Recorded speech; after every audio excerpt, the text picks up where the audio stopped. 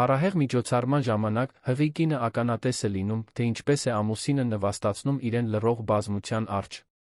Սկզբում հանրային սկանդալը վերածվում է անողոք անկման, երբ նրա հայրը որոշում է գործել անողոք արդարությամբ։ Բայց այդ կնոջ լուռ վերակառուցման մեջ է ծնվում իրական շրջադարձը։ Զարթուցիչը զնգաց առավոտյան ժամը 5-ին, բայց Մարիամն արդեն արթուն էր առնվազն 1 ժամ։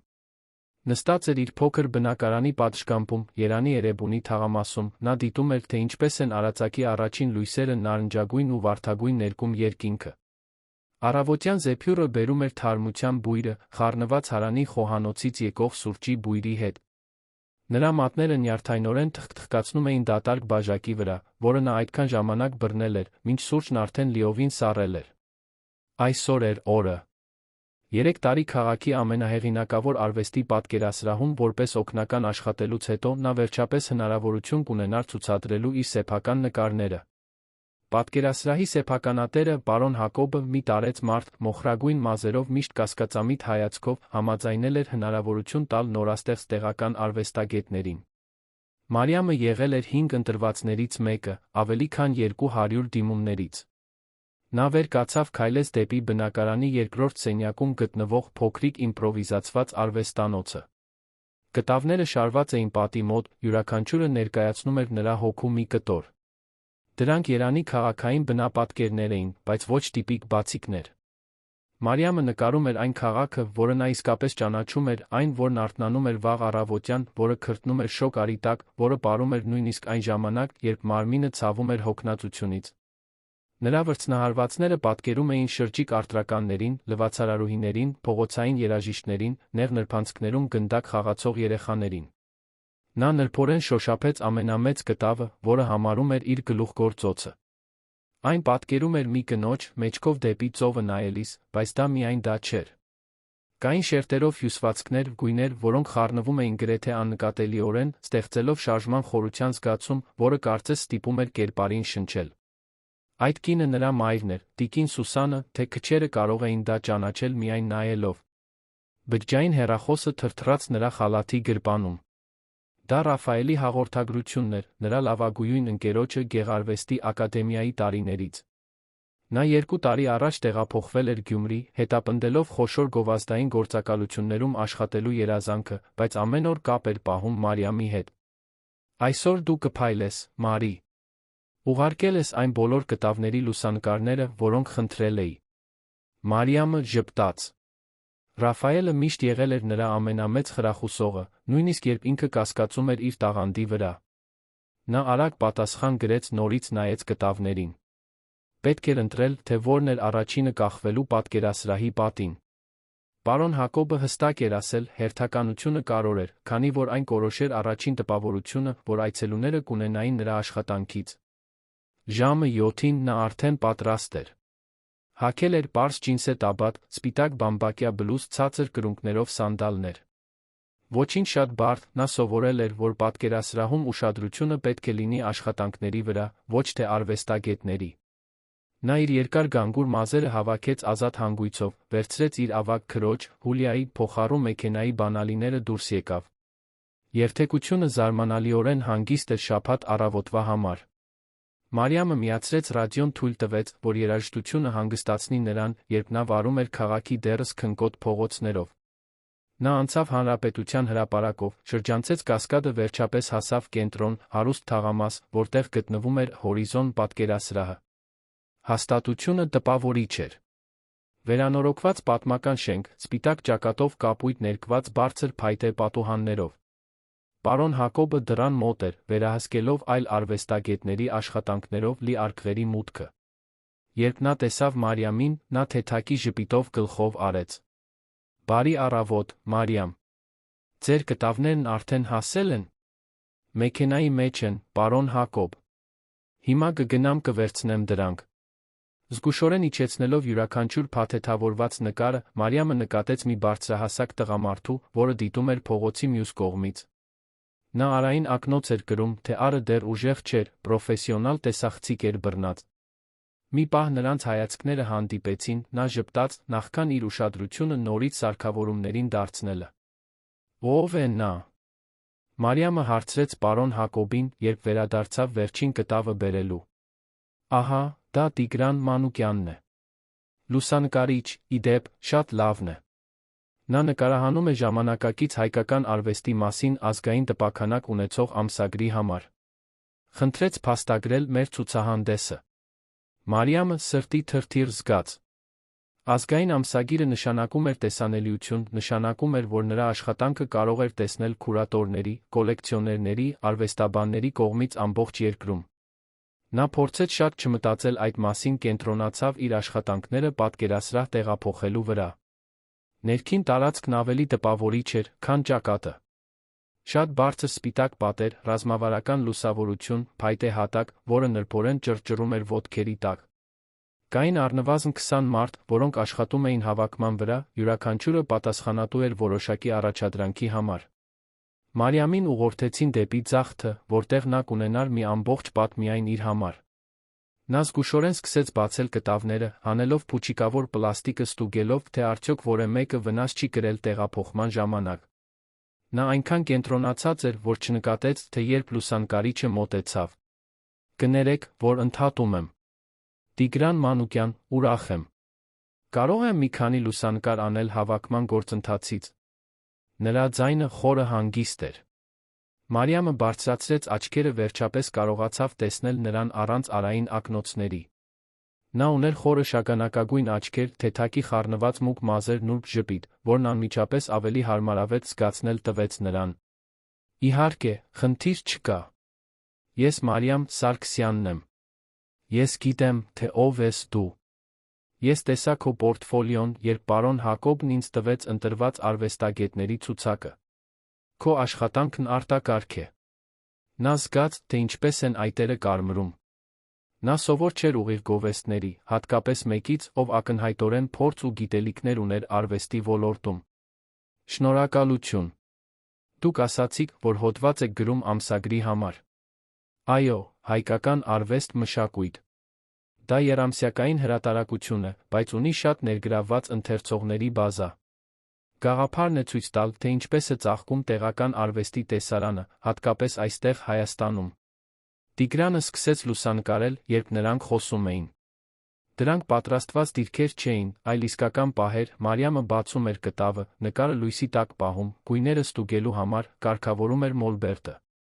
Նա փորձում էր անտեսել տեսախցիկը, կենտրոնանալ աշխատանքի վրա, բայց անհնար էր անընդհատ չգիտակցել նրա ներկայությունը։ Միշտ ցանկացել ես արվեստագետ լինել։ Տիգրանը հարցրեց, ոսպնյակը փոխելիս։ Ինչքան ինձ հիշում եմ։ Մայրս ինձ մանուկ հասակում տանում էր գում շուկա։ Մինչ նա գնում է շաբաթվա համար նախատեսված բաղադրիչները, ես դիտում էի գույները, հյուսվածքները, մարդկանց։ Կարծում եմ, այնտեղ էի, որ ես զարգացրի իմ հայացքը։ Եվ նա աջակցում է քո կարիերային։ Մարիամը վարանեց։ Մոր հետ հարաբերությունները բարդ էին, լի նրբերանգներով, որոնք նա չգիտեր, պետք է կիսվի արդյոք անծանոթի հետ, որքան էլ նա համակրելի լիներ։ Նա աջակցելու իր ուրույն ձն ունի։ Միշտ չէ, որ բառերով է, բայց գիտեմ, որ հպարտանում է ինձնով։ Տիգրանը գլխով արեց, կարծես լիովին հասկանալով, թե ինչ էր նա ուզում ասել։ Նրանք շարունակեցին խոսել, մինչ Մարիամը տեղադրում էր կտավները։ Նա պարզեց, որ Տիգրանը Վանաձորից էր, լուսանկարչություն էր սովորել Փարիզում, Հայաստան էր վերադարձել 5 տարի առաջ, երկրի մշակութային բազմազանությունը փաստագրելու նպատակով։ Կարծում եմ, որ արվեստը միայն գեղեցկության մասին չէ, ասաց Տիգրանը, ավելի մոտիկից ուսումնասիրելով Մարիամի նկարներից մեկը։ Այն ճշմարտության մասին է։ Եվ քո աշխատանքներում շատ ճշմարտություն կա։ Հերթը Մարիամինն էր, նրան ավելի ուշադիր դիտելու։ Կար մի բան նրա խոսելու ձում, մի անկեղծություն, որը հազվադեպ էր թվում այս օրերին։ Արվեստի ոլորտում նրա ճանաչած մարդկանց մեծ մասը լի էին իրենցով, միշտ փորձում էին տպավորություն թողնել կամ նվազեցնել ուրիշներին։ Տիգրանը տարբեր էր թվում։ Առավոտվա մնացած մասն արագ անցավ։ Ժամը 11-ին բոլոր աշխատանքները տեղադրված էին, լուսավորությունը կարգավորված։ Պարոն Հակոբը քայլեց պատկերասրահով, կատարելով վերջնական կարգավորումներ, մի նկարը կես սանտիմետր ձախ տեղաշարժելով այստեղ, մեկ ուրիշը մի քանի միլիմետր բարձրացնելով այնտեղ։ Նա կատարելապաշտ էր, բայց Մարիամը գնահատում էր դա։ Կատարյալ է։ Բացումը ժամը 7-ին է։ Առաջարկում եմ, որ բոլոր արվեստագետները գան առնվազն կես ժամ շուտ։ Մարիամը շնորհակալություն հայտնեց, պատրաստվում էր հեռանալ, երբ Տիգրանը կանչեց նրան։ Հեյ, արդեն ճաշել ես։ Դեռ ոչ, ինչու՞։ Ես գիտեմ մի զարմանալի տեղ այստեղ մոտակայքում։ Իշխան ձկան խորոված, որը կփոխի քո կյանքը։ Կարող եմ հրավիրել քեզ։ Խոստանում եմ, որ ամբողջ ժամանակ լուսանկարներ չեմ անելու։ Նա ծիծաղեց։ Կար մի բան նրա ընկերակցության մեջ, մի հեշտություն, որը նա հազվադեպ էր զգում մարդկանց հետ, ում նոր էր ճանաչել։ Լավ, բայց միայն այն դեպքում, եթե խոստանաս, որ ամբողջ ժամանակ ինձ արվեստի մասին չես խոսեցնելու։ Պետք է մի փոքր անջատվել նախքան երեկոն։ Համաձայնեցված է։ Նրանք քայլեցին դեպի մի փոքրիկ հարմարավետ ռեստորան, պատկերասրահից 3 թաղամաս հեռավորության վրա։ Պատերը զարդարված էին հին հայկական սալիկներով, Երանի տասնամյակների վաղեմիս սպիտակ լուսանկարներով։ Խոհանոցից եկող հոտը բերանը ջուր էր լցնում։ Նրանք նստեցին պատուհանի մոտ գտնվող սեղանի շուրջ։ Տիգրանը երկուսի համար իշխան ձկան խորոված բնական հյութ պատվիրեց։ Մինչ սպասում էին, նրանք խոսեցին ամեն ինչի մասին, բացի արվեստից։ Նրանք պարզեցին, որ երկուսն էլ սիրում էին հին հայկական երաժշտություն, որ վախենում էին բարձրությունից, որ հավատում էին ճակատագրին, բայց ոչ հորոսկոպին։ Դու ընտանիք ունես այստեղ, Երանում։ Տիգրանը հարցրեց, վայելելով ձկան առաջին կտորը։ Ես ունեմ մայրս քույրս։ Հուլիան ավագն է, ունի 2 երեխա, աշխատում է որպես ուսուցիչ։ Իսկ դու։ Իմ ծնողները դեռ Վանաձորում են ապրում։ Ես ունեմ մի փոքր եղբայր, ով ինժեներ է, կարծում եմ, որ ես խելագար եմ, որ արվեստն եմ ընտրել որպես մասնագիտություն։ Մարիամը ժպտաց, լիովին նույնացնելով իրեն իրավիճակի հետ։ Իմ քույրը նմանատիպ բան է մտածում։ Նա չի հասկանում, թե ինչու ես կայուն աշխատանք չեմ գտել, երաշխավորված ապահովագրությամբ։ Իսկ ինչու չես գտել։ Որովհետև դա ինձ ներսից կսպաներ։ Գիտեմ, որ դրամատիկ է թվում, բայց ճիշտ է։ Ես չեմ կարող ինձ տեսնել որևէ այլ բան անելիս։ Տիգրանը դիտում էր նրան այնպիսի ինտենսիվությամբ, որը ստիպեց նրան շեղել հայացքը։ Կար մի բան այդ պահին, մի կապ, որն անցնում էր ծանոթների պարզ զրույցից։ Մարիամը զգաց, թե ինչպես է սիրտը արագանում, փորձեց կենտրոնանալ ուտելիքի վրա։ Ճաշից հետո նա պնդեց վճարել հաշիվը, չնայած նրա բողոքներին։ Նրանք քայլեցին փողոցով հետ, կեսօրվա առը ուժեղ փայլելով նրանց գլխավերում։ Երանը կարծես կյանքով էր բաբախում նրանց շուրջ, արտրականները գոռում էին իրենց առաջարկները, երեխաները վազվզում էին, երաժշտություն էր հնչում ինչ-որ բաց պատուհանից։ Կարող եմ քեզ տուն հասցնել։ Տիգրանը առաջարկեց, երբ նրանք հասան կայանատեղի։ Շնորհակալություն, բայց ես քրոջս մեքենայով եմ եկել։ Ուրեմն կհանդիպենք այսօր երեկոյան։ Եվ Մարիամ, մի նյարդայնացիր։ Քո աշխատանքը հրաշալի է, մարդիկ կսիրեն այն։ Նա շնորհակալություն հայտնեց, մտավ մեքենան, հետի հայելուց դիտելով, թե ինչպես է նա քայլում դեպի իր սեփական մեքենան։ Կար մի բան այդ մարդու մեջ, որը նրան անհանգիստ էր դարձնում, բայց լավ իմաստով, կարծես ինչ-որ կարևոր բան էր պատրաստվում տեղի ունենալ։ Նա տուն հասավ կեսօրից անմիջապես հետո։ Բնակարանը չափազանց լուռ էր, ուժեղացնելով նրա բոլոր անհանգիստ մտքերը։ Նա փորձեց հանգստանալ, բայց անհնար էր թուլանալ։ Նա երկար լոգանք ընդունեց, 5 անգամ հագուստ փոխեց, 3 անգամ նորից դիմահարդարվեց։ Ոչինչ ճիշտ չէր թվում։ Ժամը 6-ին նրա բջջային հեռախոսը զնգաց։ Դա Հուլիան էր։ Մարի, կներես, բայց այսօր չեմ կարող գալ։ Պետրոսը ջերմություն ունի, ես չեմ ուզում նրան թողնել։ Մարիամը հիասթափություն զգաց, բայց հասկացավ։ Զարմիկը առաջին տեղում էր։ Լավ է, Հուլիա։ Համբույրներ նրան։ Հետո կպատմեմ, թե ինչպես անցավ։ Իսկ մայրիկը։ Նա կգա։ Չգիտեմ, նա չի հաստատել։ Տիկին Սուսանի տիպիկ վարքագիծը, մտածեց Մարիամը։ Նրա մայրը սովորություն ուներ հայտնվել կամ չհայտնվել առանց նախազգուշացման, հետելով իր ուրույն տրամաբանությանը, որը ոչ ոք չէր կարող վերծանել։ Ժամը 6:30-ին, վերջապես հագնելով դեղին զգեստը, որը նա հատուկ այդ առիթի համար էր գնել, Մարիամը դուրս եկավ տնից։ Երթևեկությունը սարսափելի էր, տիպիկ շաբաթ երեկոյան Երանում։ Նա հասավ պատկերասրահ, ժամը 7-ին 10 րոպե մնացած, արդեն տեսնում էր մարդկանց շարժը մտնելիս։ Նրա սիրտը այնքան ուժեղ էր բաբախում, որ նա կարծում էր, թե բոլորը կարող են լսել այն։ Նա խորը շունչ քաշեց, վերջին անգամ ստուգեց, թե արդյոք ամեն ինչ կարգին է, քայլեց դեպի մուտքը։ Այսօր նրա կյանքը կարող էր ընդմիշտ փոխվել, դեպի լավը կամ դեպի վատը։ Պատկերասրահը վերափոխվել էր։ Նուրբ լույսերը ռազմավարականորեն լուսավորում էին յուրաքանչյուր աշխատանք, ստեղծելով դրամատիկ ստվերներ, որոնք ընդգծում էին հյուսվածքներն ու գույները։ Մատուցողները շրջում էին շամպայնի կանապեների սկուտեղներով, մինչդեռ ֆոնին նվագում էր ջազային գործիքային երաժշտություն։ Մարիամը հազիվ էր ճանաչում այն տարածքը, որտեղ եղել էր առավոտյան։ Պարոն Հակոբը նրան դիմավորեց ջերմ ժեստով ներկայացրեց մի քանի կարևոր հյուրերի։ Արվեստաբաններ, կոլեկցիոներներ, այլ հաստատված արվեստագետներ։ Մարիամը փորձում էր անգիր անել անուններն ու դեմքերը, բայց ամեն ինչ անորոշ էր թվում։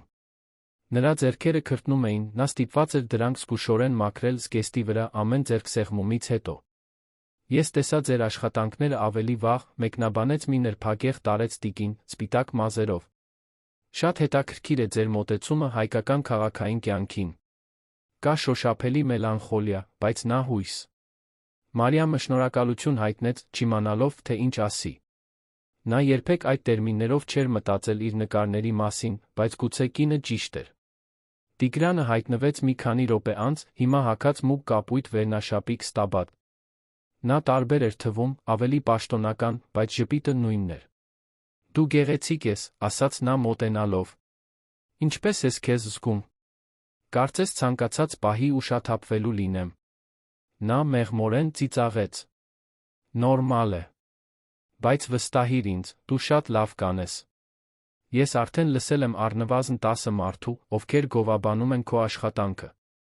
Մարիամը շուրջը նայեց իսկապես նկատեց փոքր խմբեր, որոնք կանգնած էին իր կտավների դիմաց, ժեստեր անելով աշխույժ զրուցելով։ Նրա սիրտը լցվեց հպարտության սարսափի խառնուրդով։ Երեկոն առաջացավ, պատկերասրահն ավելի ու ավելի էր լցվում։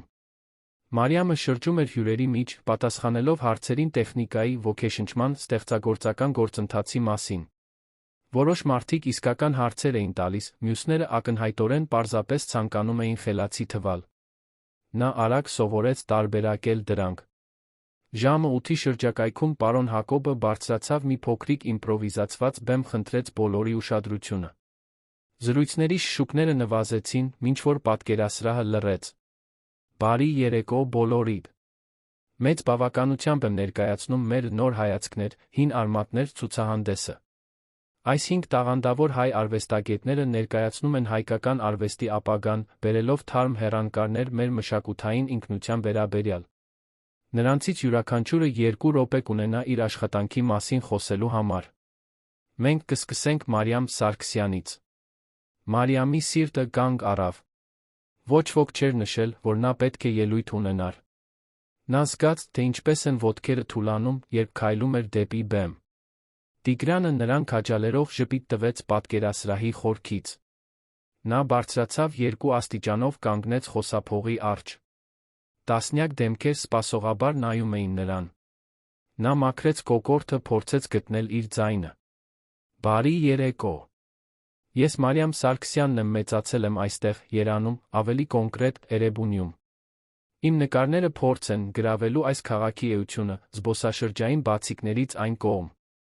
Ես ուզում էի ցույց տալ այն Երանը, որը տեսնում եմ ամեն օր, այն, որն աշխատում է, որը պայքարում է, որը երազում է։ Յուրաքանչյուր վրձնահարված հարգանքի տուրք է սովորական մարդկանց, ովքեր այս քաղաքը դարձնում են արտակարգ։ Նա դադար տվեց, խորը շունչ քաշելով։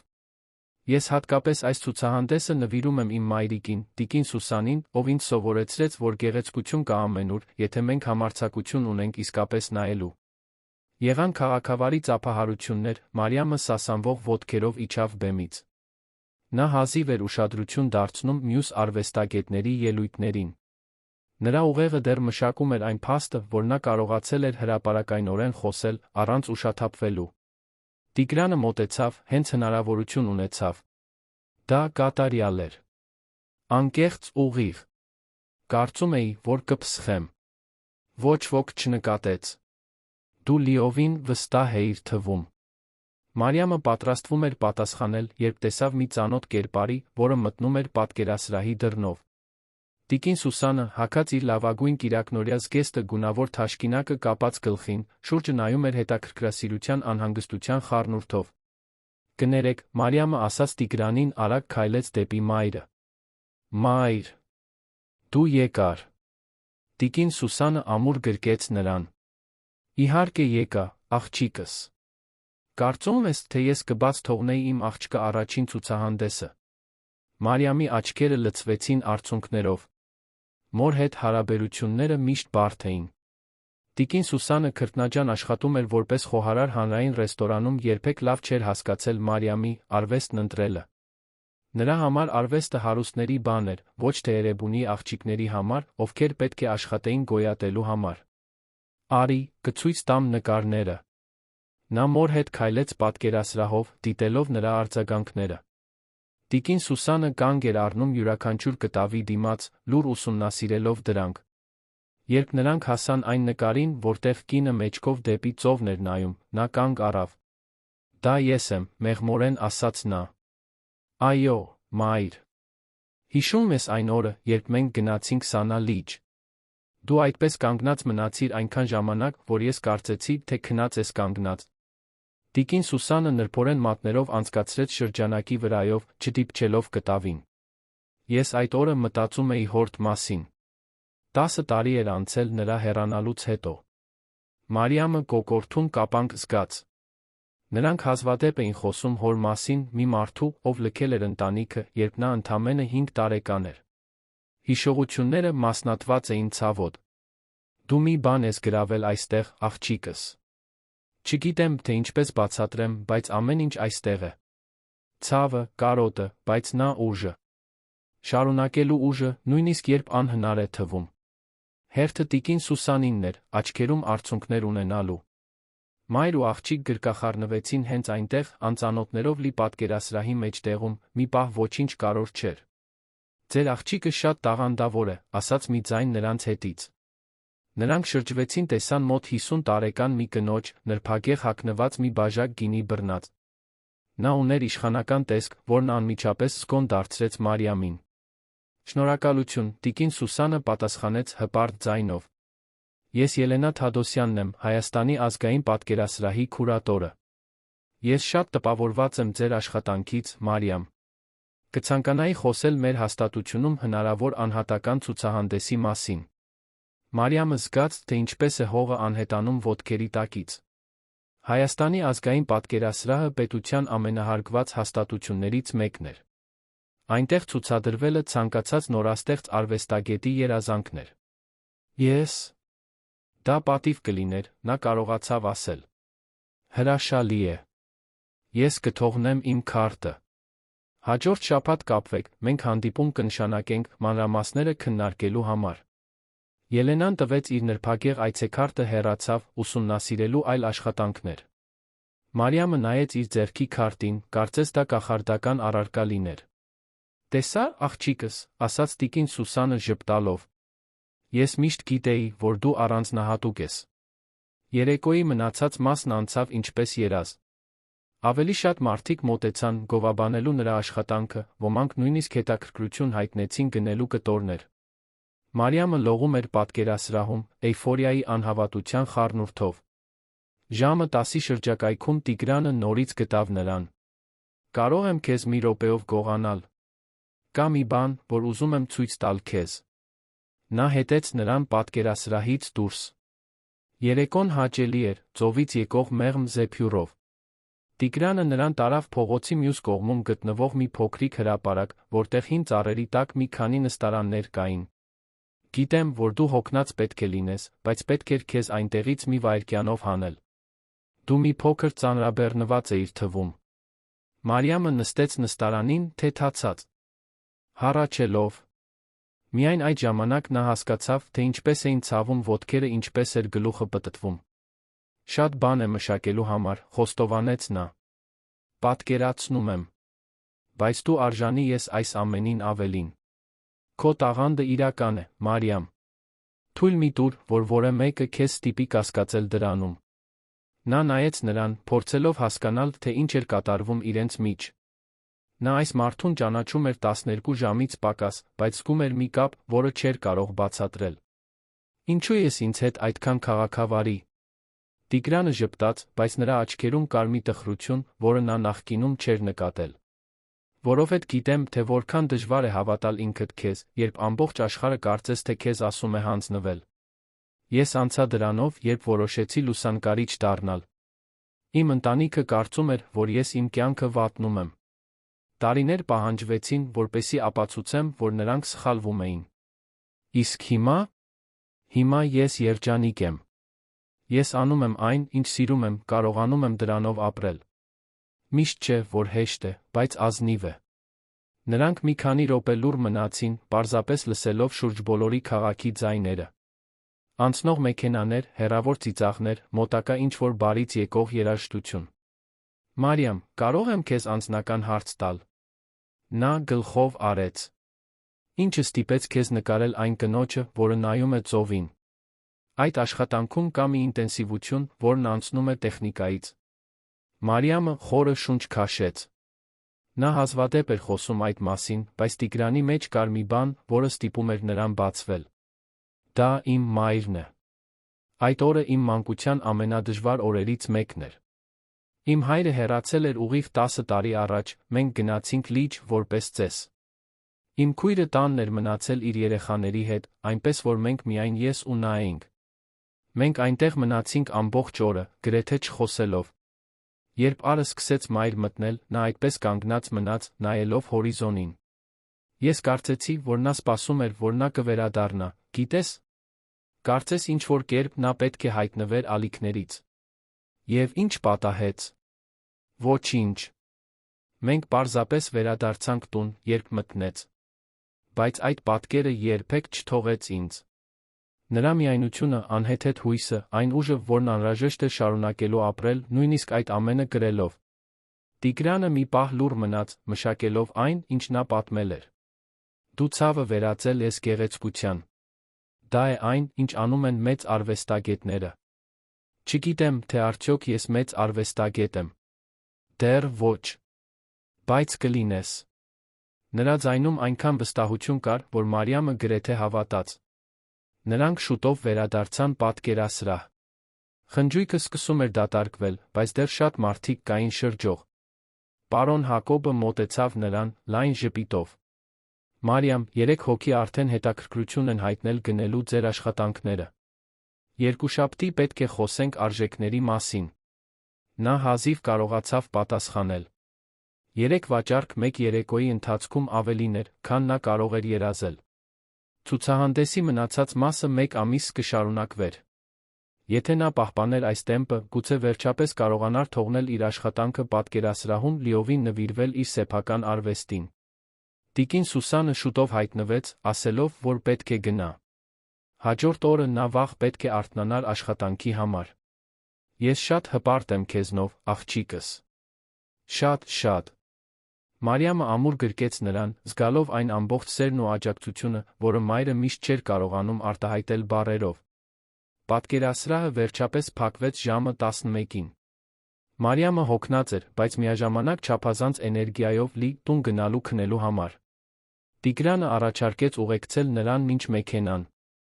Չեմ ուզում, որ դու մենակ քայլես այս ժամին։ Նրանք քայլեցին թաղամասի ամայի փողոցներով։ Քաղաքը գիշերը տարբեր էներգիա ուներ, ավելի խորհրդավոր, լի հնարավորություններով։ Երբ նրանք հասան մեքենային, Տիգրանը վարանեց նախքան խոսելը։ Մարիամ, ես գիտեմ, որ մենք նոր ենք ծանոթացել, բայց ես կցանկանայի շարունակել տեսնել քեզ։ Ոչ միայն հոդվածի պատճառով, այլ որովհետև ես իսկապես հավանեցի քեզ հետ լինել այսօր։ Նրա սիրտը արագացավ։ Այնքան ժամանակ էր անցել, ինչ նա այս կերպ չէր գրավել որևէ մեկից։ Նա մի քանի հարաբերություններ ուներ տարիների ընթացքում, բայց ոչ մի բան, որն իսկապես խորը նշանակություն ունենար։ Նա միշտ իր արվեստն էր դնում առաջին տեղում, քիչ տեղ թողնելով սիրավեպի համար։ Ես նույնպես հավանեցի, խոստովանեց նա։ Բայց պետք է ազնիվ լինեմ, ես իմ կարիերայի շատ կարևոր պահին եմ, չգիտեմ, թե արդյոք հիմա այլ բանի համար տեղ ունեմ։ Լիովին հասկանում եմ։ Ես ոչինչ հստակ չեմ խնդրում, պարզապես քեզ ավելի լավ ճանաչելու հնարավորություն։ Առանց ճնշման, առանց ակնկալիքների։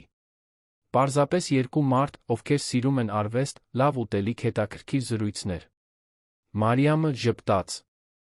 Երբ նա այդպես էր դնում, դա պարզ էր թվում։ Լավ։ Բայց դու պետք է հասկանաս, որ իմ արվեստը միշտ առաջին տեղում կլինի։ Ես այլ բան չէի էլ սպասի։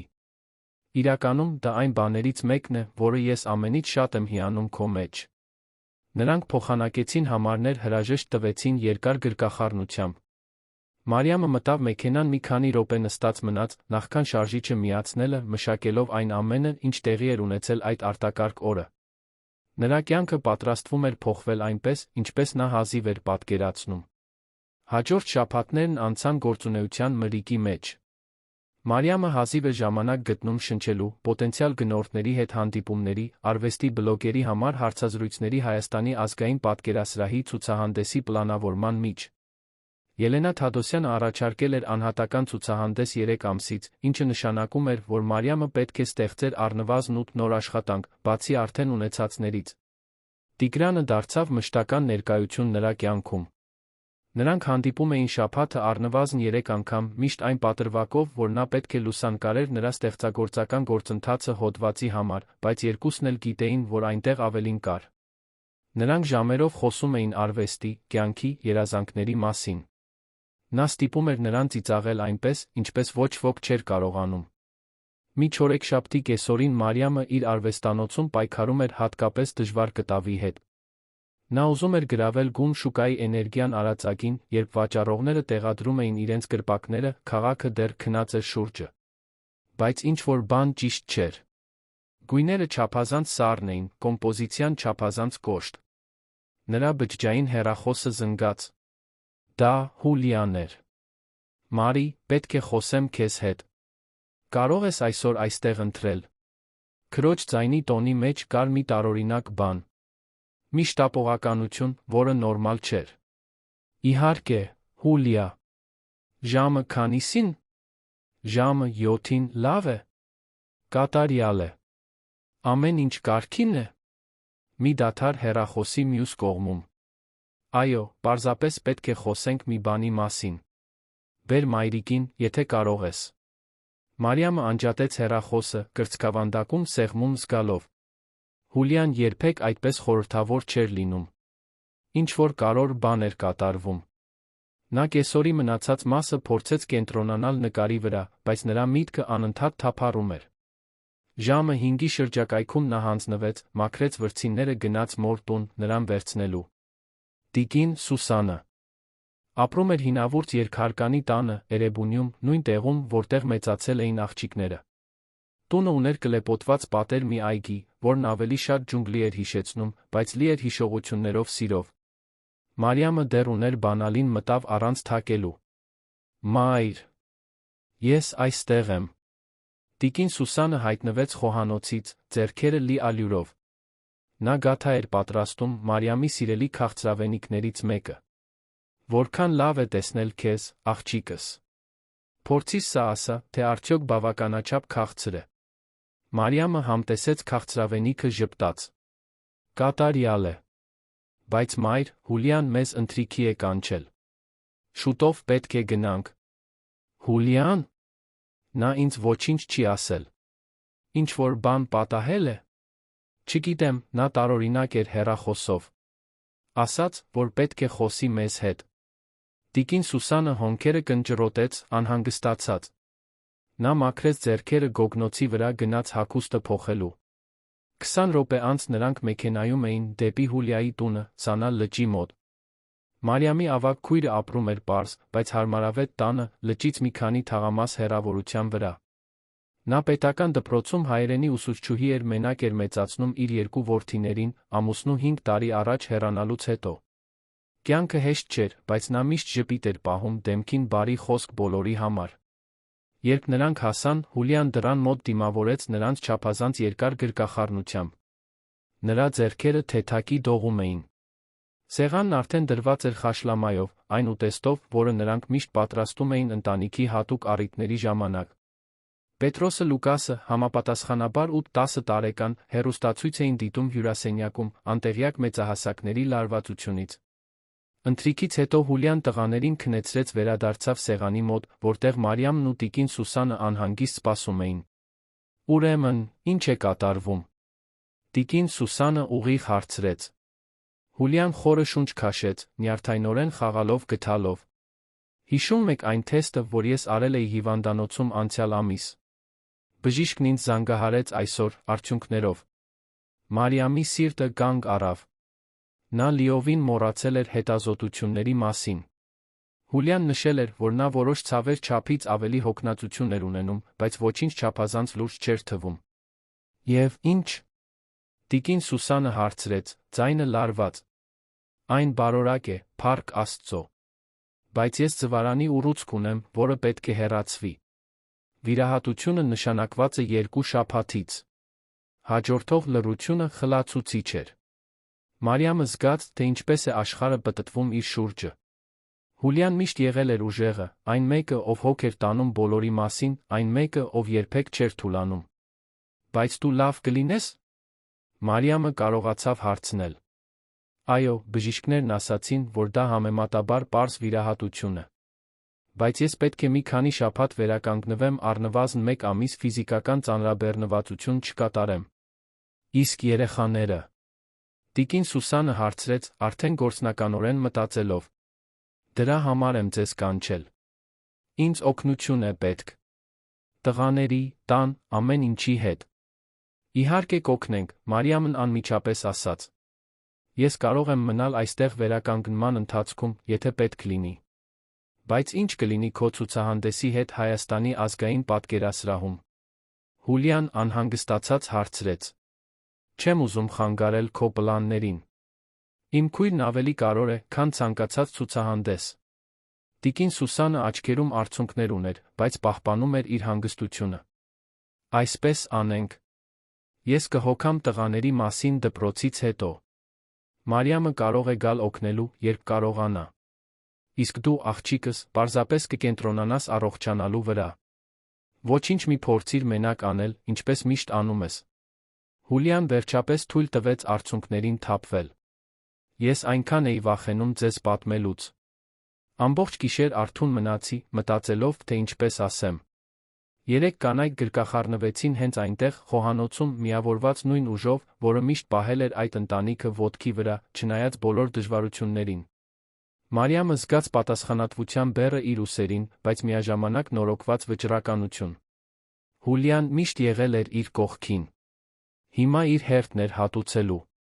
Նա գիշերվա մնացած մասն անցկացրեց քրոջ տանը, օգնելով նրան կազմակերպել բժշկական փաստաթղթերը ցուցակ կազմել, թե ինչ կպահանջվի վերականգնման ընթացքում։ Երբ նա վերջապես տուն վերադարձավ, գրեթե կեսգիշեր էր։ Նա հոգնած էր ֆիզիկապես, էմոցիոնալ առումով։ Տիգրանը զանգահարեց, հենց նա մտավ բնակարան, կարծես 6-րդ զգայարան ուներ, որ նա պետք է խոսեր։ Ողջույն, տուն հասար։ Հենց նոր հասա։ Ամեն ինչ կարգին է։ Ձեր ձայնը տարօրինակ է թվում։ Մարիամը պատմեց ամեն ինչ Հուլիայի մասին, վիրահատության մասին, այն վախի մասին, որը նա զգում էր, թե բժիշկներն ասել էին, որ դա բուժելի է։ Ուզում ես, որ գամ այնտեղ։ Տիգրանը հարցրեց, առանց վարանելու։ Պետք չէ։ Արդեն ուշ է, դու հոգնած պետք է լինես։ Մարիամ, ես ուզում եմ այնտեղ լինել քեզ հետ։ Թույլ տուր գնալ։ 20 րոպե անց նա նրա բնակարանի դռան մոտ էր, սուպերմարկետի պայուսակով։ Նա գնել էր շոկոլադ, պաղպաղակ, հանգստացնող թեյ, նույնիսկ մի քանի տնական թխվածքաբլիթ 24-ժամյա հացի խանութից։ Կարծեցի, որ քեզ կարող է սննդային հարմարավետություն պետք գալ, ասաց նա ամաչկոտ ժպիտով։ Նա ամուր գրկեց նրան, զգալով, որ այն արցունքները, որոնք նա ամբողջ գիշեր պահել էր, վերջապես թափվում են։ Տիգրանը լուռ պահեց նրան, թույլ տալով, որ նա փլվի։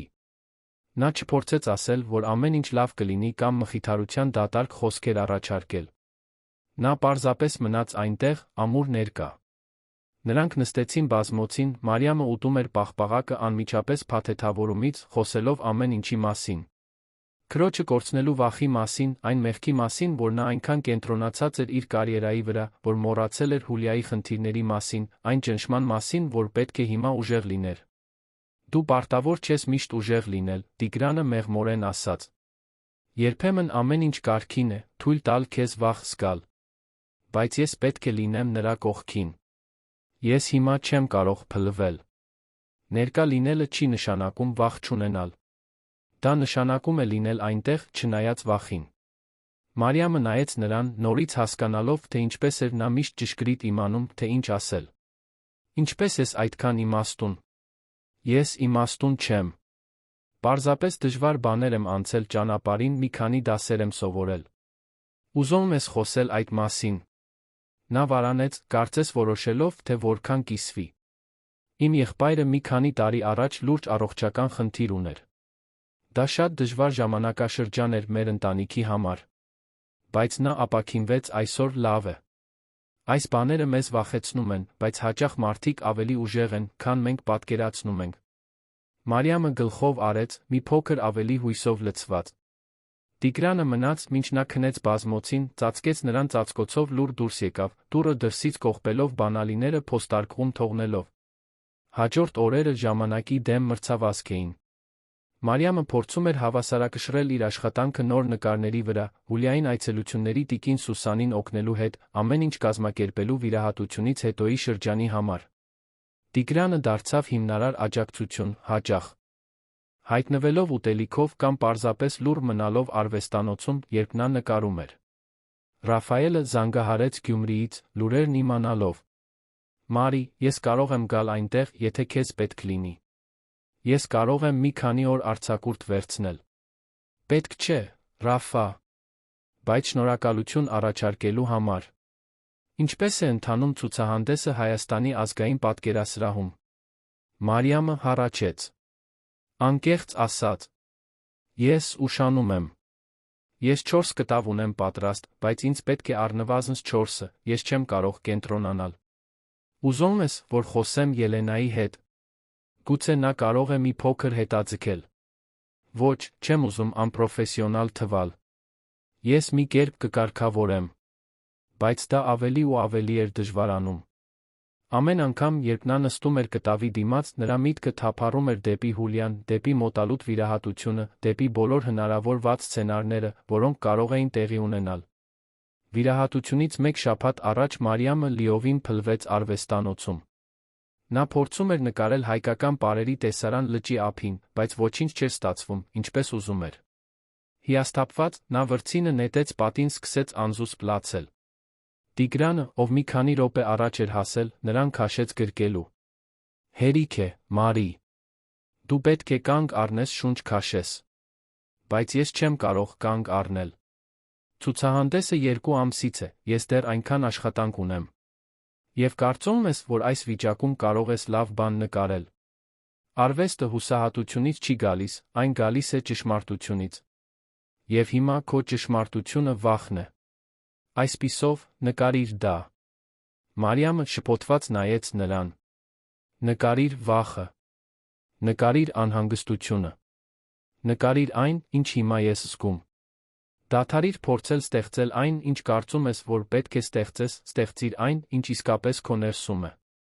Նա երբեք այդ մասին չէր մտածել։ Նա միշտ փորձում էր վերահսկել իր զգացմունքները նկարելիս, դրանք կազմակերպված կերպով ուղղորդել։ Բայց գուցե Տիգրանը ճիշտ էր։ Գուցե ժամանակն էր թույլ տալ խառնաշփոթին դուրս գալ։ Նա վերցրեց մաքուր կտավը, սկսեց նկարել, առանց շատ մտածելու։ Արագ ագրեսիվ վրձնահարվածներ, մուգ գույներ, խառնված կարմիրի դեղինի պայթյուններով։ Դա գեղեցիկ չէր, տեխնիկական չէր, բայց ազնիվ էր։ Դա այն ամենն էր, ինչ նա զգում էր այդ պահին, դրված կտավի վրա։ Նա նկարում էր ժամերով, լիովին կորցնելով ժամանակի զգացողությունը։ Տիգրանը մնաց այնտեղ, լուր դիտելով, երբեմն մի քանի լուսանկար անելով։ Երբ նա վերջապես կանգ առավ, հոգնած, նայեց այն ամենին, ինչ ստեղծել էր։ Դա քաոսային էր, բայց այնտեղ կար անհերքելի էներգիա։ Մի մասնատված կին կենտրոնում, նրա կտորները տարբեր ուղղություններով տարածված։ Բայց կերպարի սրտում մի փոքր, բայց ինտենսիվ լույս։ Դա մասնատվածության մասին է, Մարիամը բարձրաձայն ասաց, հասկանալով իր սեփական աշխատանքը դիտելիս։ Այն մասին, թե ինչպես ենք մենք մեզ բաժանված զգում 1000 կտորի, երբ կյանքը դժվարանում է։ Բայց միշտ կա մի միջուկ, որը մնում է անվնաս։ Տիգրանը մոտեցավ կտավին։ Դա քո ամենաուժեղ աշխատանքն է մինչ այժմ։ Դու պետք է սա ներառես ցուցահանդեսում։ Նա վստահ չէր, բայց մինույն է պահեց կտավը։ Գուցե նա ճիշտ էր։ Երբեմն պետք էր դադարել փորձել վերահսկել ամեն ինչ պարզապես թույլ տալ, որ արվեստը տեղի ունենա։ Հուլիայի վիրահատության օրը մտնեց մոխրագույն անձրոտ։ Մարիամը հազիվ էր քնել, ամբողջ գիշեր անկողնում շրջվելով, փորձելով աղոթել, թե նա շատ կրոնական չէր, պատկերացնել բոլոր հնարավոր բացասական արդյունքները։ Առավոտյան ժամը 5-ին նա հանձնվեց քնելու փորձերից գնաց սուրճ պատրաստելու։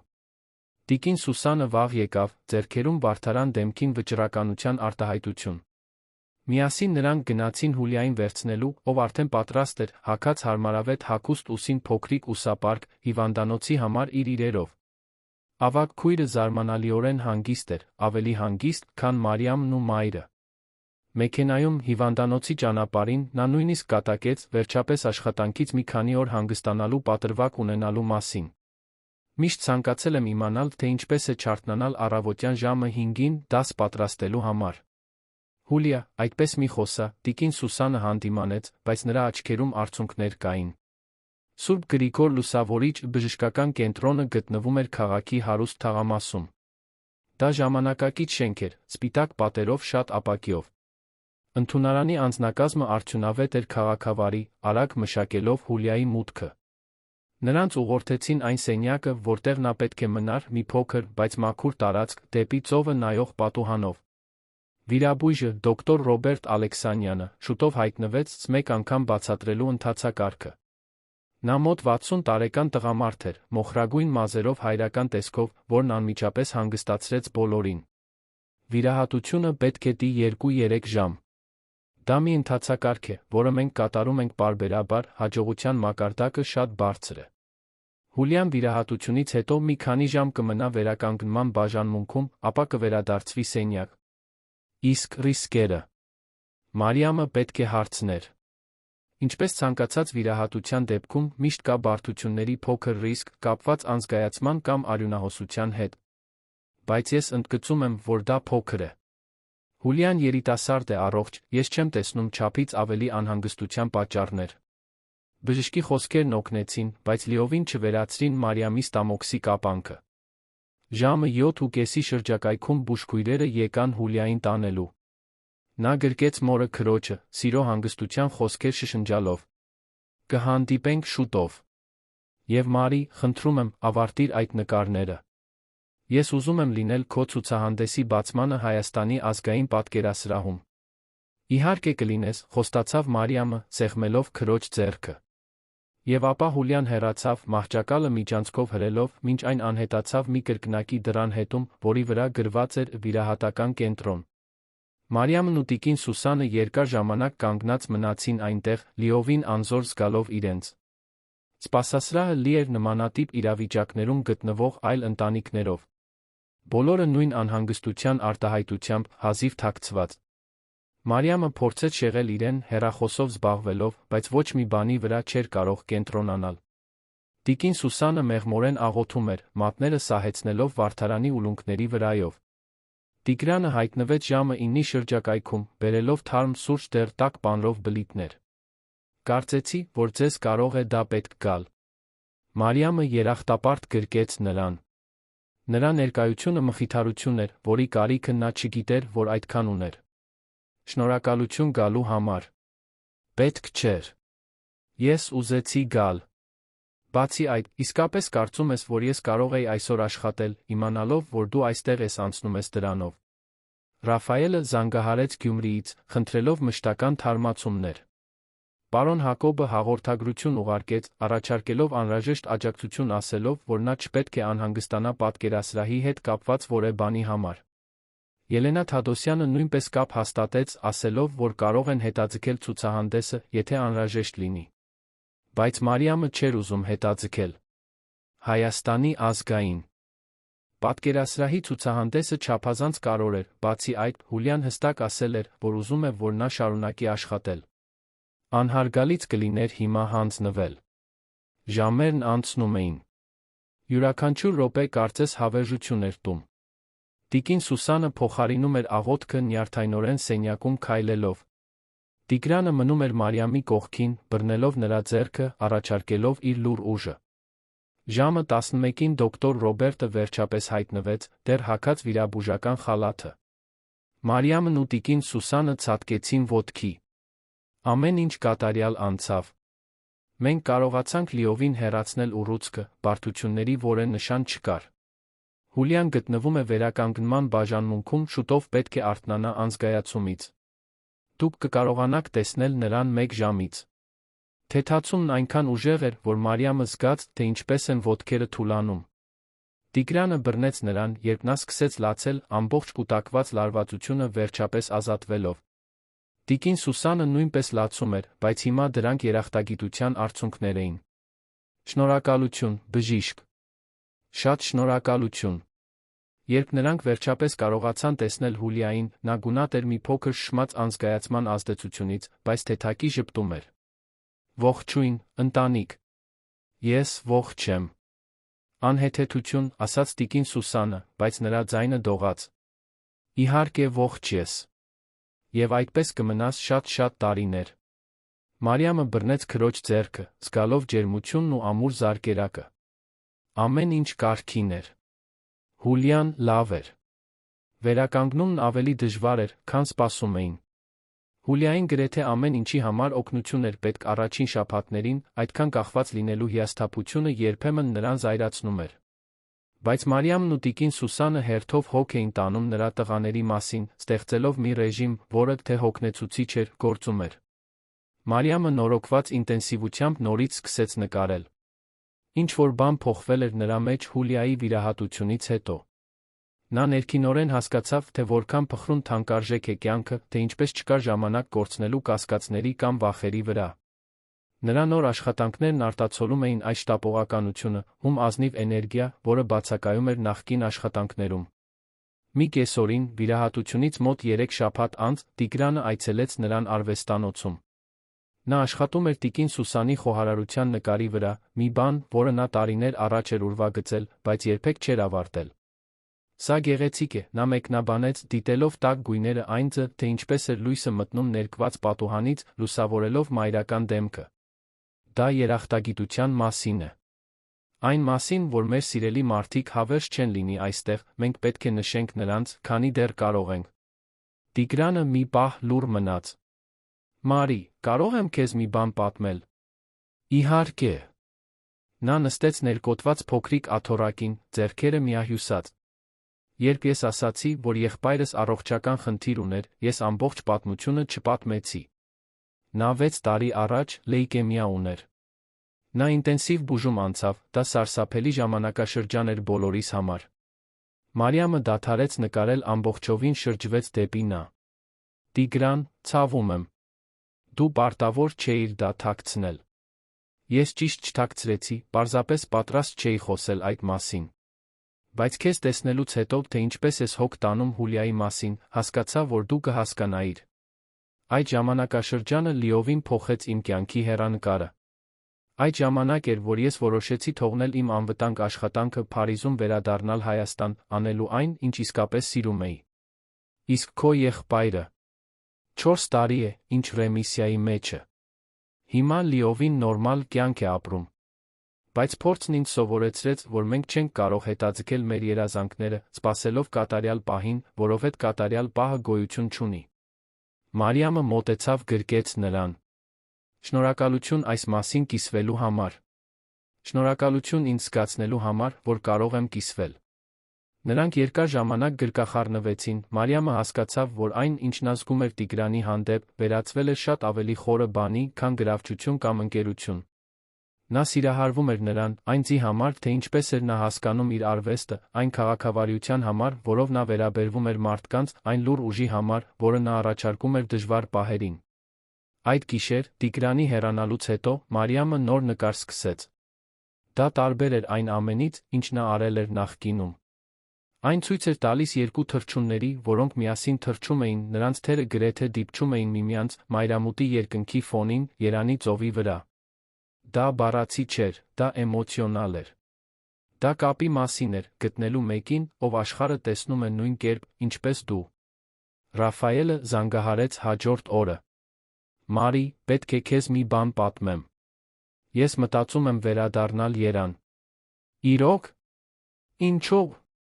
Գյումրին զարմանալի է կարիերայի համար, բայց ես այստեղ երջանիկ չեմ։ Կարոտում եմ իմ քաղաքը, իմ ընտանիքը, քեզ։ Եվ անկեղծ ասած, Հուլիայի հետ կատարվող ամեն ինչ տեսնելուց հետո հասկացա, որ չեմ ուզում հեռու լինել այն մարդկանցից, ում սիրում եմ, երբ կարևոր բաներ են տեղի ունենում։ Մարիամը երջանկության ալիք զգաց։ Ռաֆայելը նրա մարդն էր, նրա լավագույն ընկերը միշտ։ Նրան հետ ունենալը հրաշալի կլիներ։ Երբ ես մտածում վերադառնալու մասին, ես բանակցում եմ այստեղի մի գործակալության հետ, որը գրասենյակ ունի Երանում։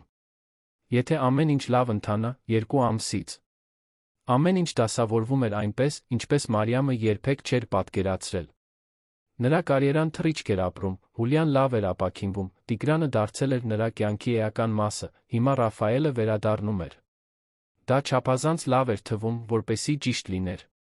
Բայց ամեն անգամ, երբ ամեն ինչ չափազանց կատարյալ է թվում, տիեզերքը մի կերպ հիշեցնում է մեզ, որ ոչինչ մշտական չէ։ Կյանքն ունի իր սեփական պլանները, դրանք միշտ չէ, որ համընկնում են մեր պլանների հետ։ Մեկ շաբաթ անց Մարիամը արվեստանոցում էր, երբ անծանոթ համարից զանգ ստացավ։ Նա վարանեց, նախքան պատասխանելը։ Ալո։ Մարիամ Սարգսյանը։ Անծանոթ տղամարդու ձայնը հարցրեց։ Այո, ով է խոսում։ Իմ անունը Ռոբերտ Սարգսյան է։ Ես փաստաբան եմ։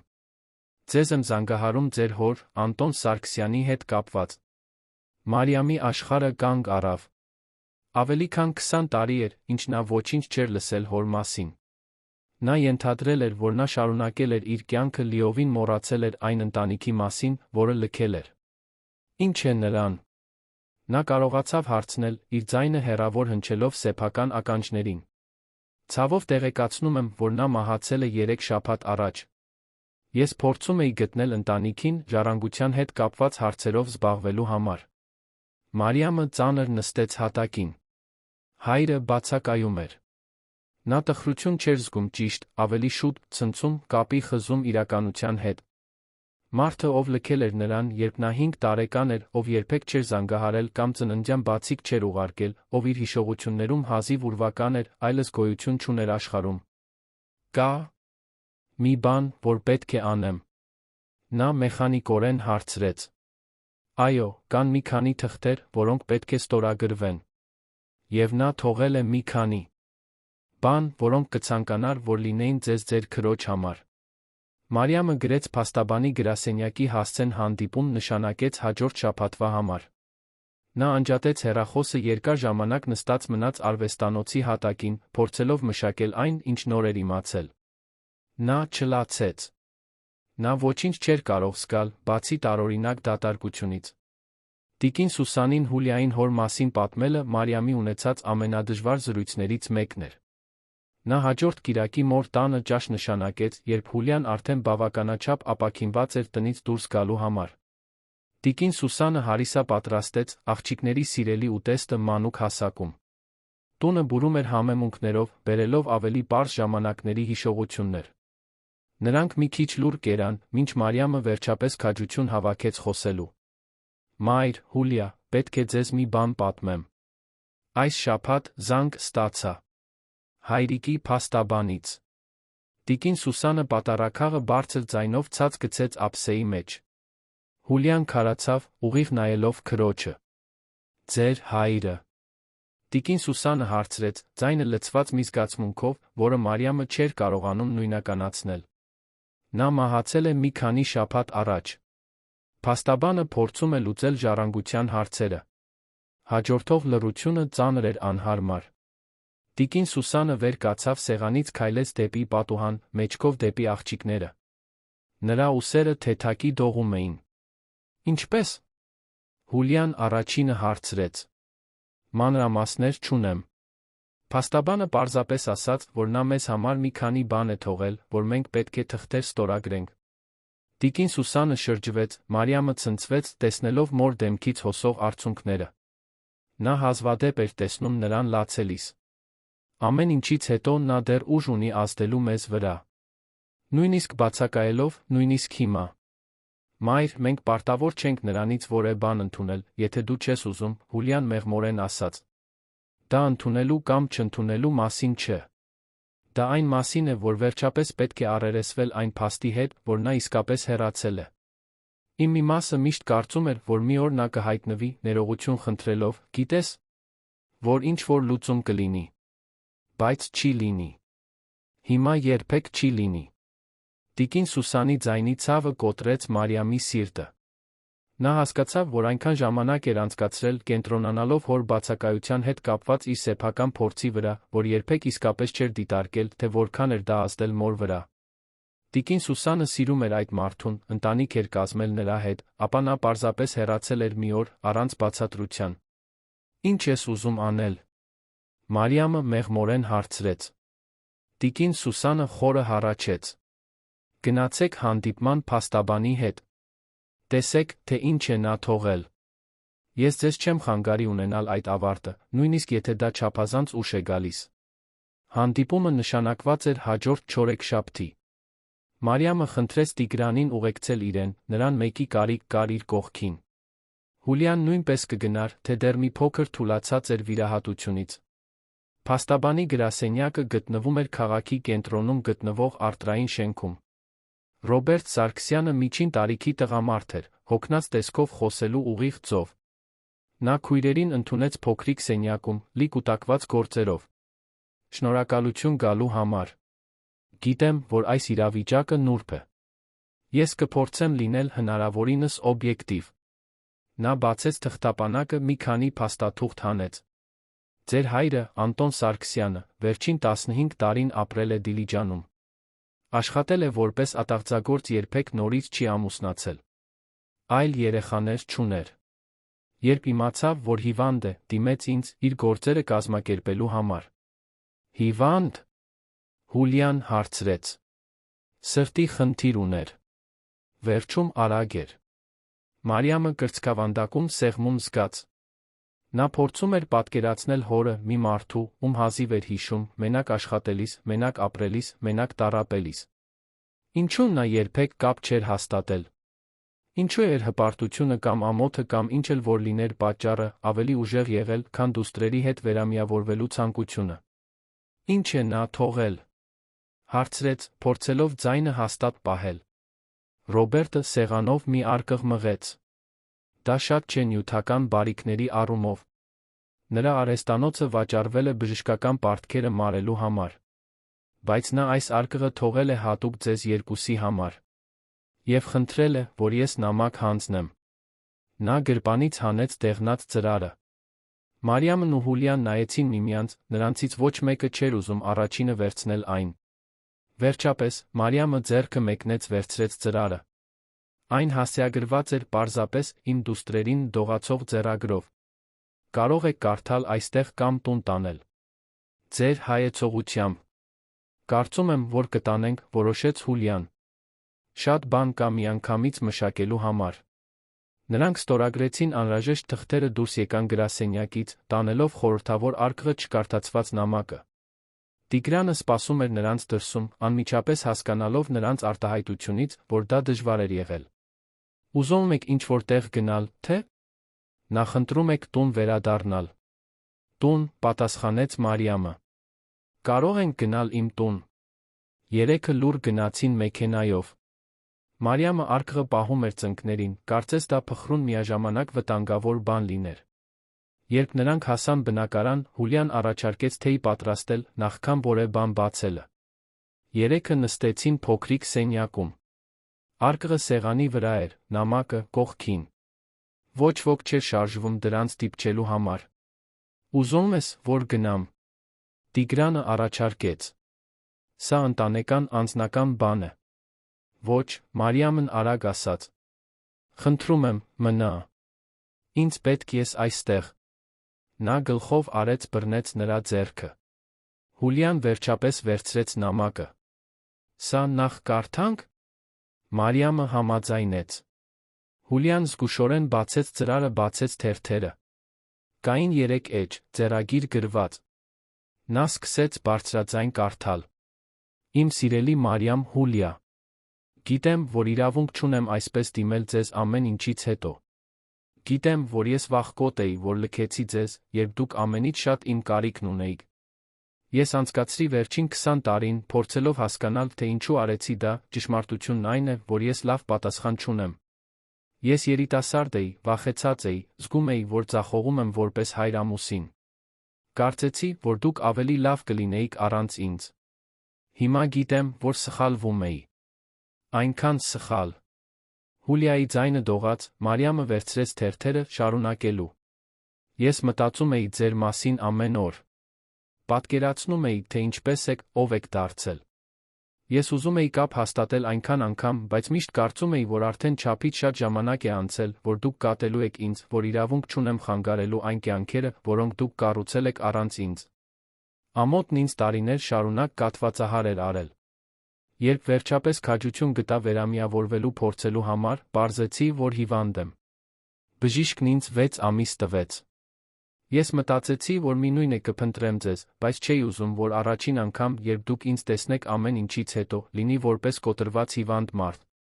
Հիմար հպարտություն մինչ վերջ, ես գիտեմ։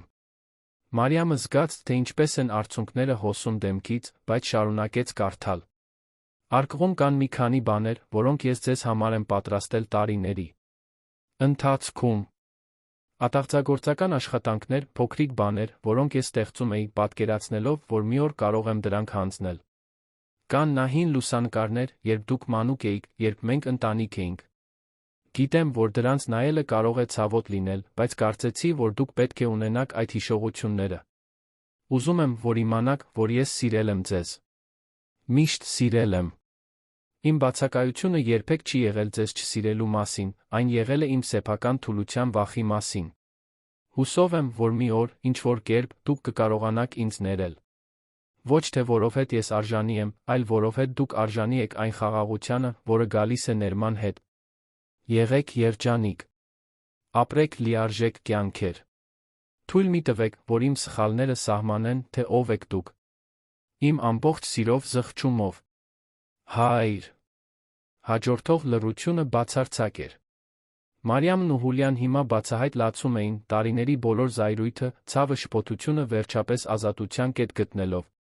Տիգրանը զգուշորեն դուրս եկավ սենյակից, տեղ տալով քույրերին։ Ինչու նա չեկավ։ Հուլիան հեկեկաց։ Ինչու նույնիսկ մեկ անգամ չփորձեց։ Վախ, պատասխանեց Մարիամը։ Վախ, ամոթ։ Դա չի արդարացնում, բայց առնվազն հիմա գիտենք։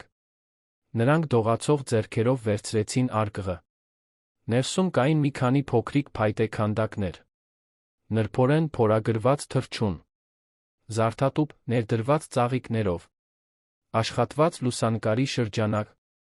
Յուրաքանչյուր կտոր ակնհայտորեն պատրաստված էր սիրով խնամքով։ Քանդակների տակ կար լուսանկարների ալբոմ։ Նրանք միասին թերթեցին ալբոմը։ Տիկին Սուսանի երիտասարդ հղի լուսանկարներ, շողշողուն ժպտալով։ Երեխաների լուսանկարներ, ծածկոցներով փաթաթված, հոր գրկում։ Ծննդյան տարեդարձերի, առաջին քայլերի, լճի ափին անցկացրած արձակուրդների լուսանկարներ։ Երջանիկ ընտանիք, ծառեցված ժամանակի մեջ, նախքան ամեն ինչի փլուզվելը։ Նայեք սրան, Հուլիան մատնացույց արեց մի լուսանկար։ Դու ես, մոտ 3 տարեկան։ Հայրիկը քեզ հեծանիվ վարել է սովորեցնում։ Մարիամը նայեց լուսանկարին։ Նա չէր հիշում այդ օրը, բայց կարող էր տեսնել ուրախությունը իր մանկական դեմքին, նուրբ համբերությունը հոր դեմքին։ Ո՞վ էր այդ մարդը։ Ինչպես նա վերածվեց մեկի, ով կարող էր պարզապես հեռանալ։ Մենք պատասխաններ չենք ստանա, Մարիամը վերջապես ասաց։ Մենք երբեք չենք իմանա, թե ինչ էր նրա գլխում։ Այն ամենը, ինչ մենք կարող ենք անել, որոշելն է, թե ինչ անել դրա հետ հիմա։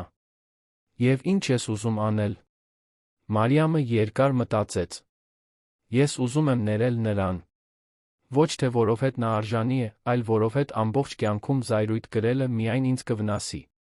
Նա արդեն 20 տարվա խաղաղություն է խլել մեր ընտանիքից։ Ես թույլ չեմ տա, որ նա ավելին խլի։ Հուլիան դանդաղ գլխով արեց։ Ճիշտ ես։ Բայց ժամանակ կպահանջվի։ Ես գիտեմ։ Պետք չէ լինել այսօր կամ վաղը։ Բայց ի վերջո մենք պետք է թույլ տանք դրան գնալ։ Տիգրանը վերադարձավ, ավելի շատ թեյ բերելով։ Նա նստեց Մարիամի կողքին, նա գլուխը դրեց նրա ուսին, էմոցիոնալ առումով հոգնած։ Շնորհակալություն մնալու համար։ Միշտ, նա պարզապես պատասխանեց։ Այդ գիշեր, Հուլիայի Տիգրանի հեռանալուց հետո, Մարիամը վերցրեց հոր պատրաստած փայտե քանդակներից մեկը։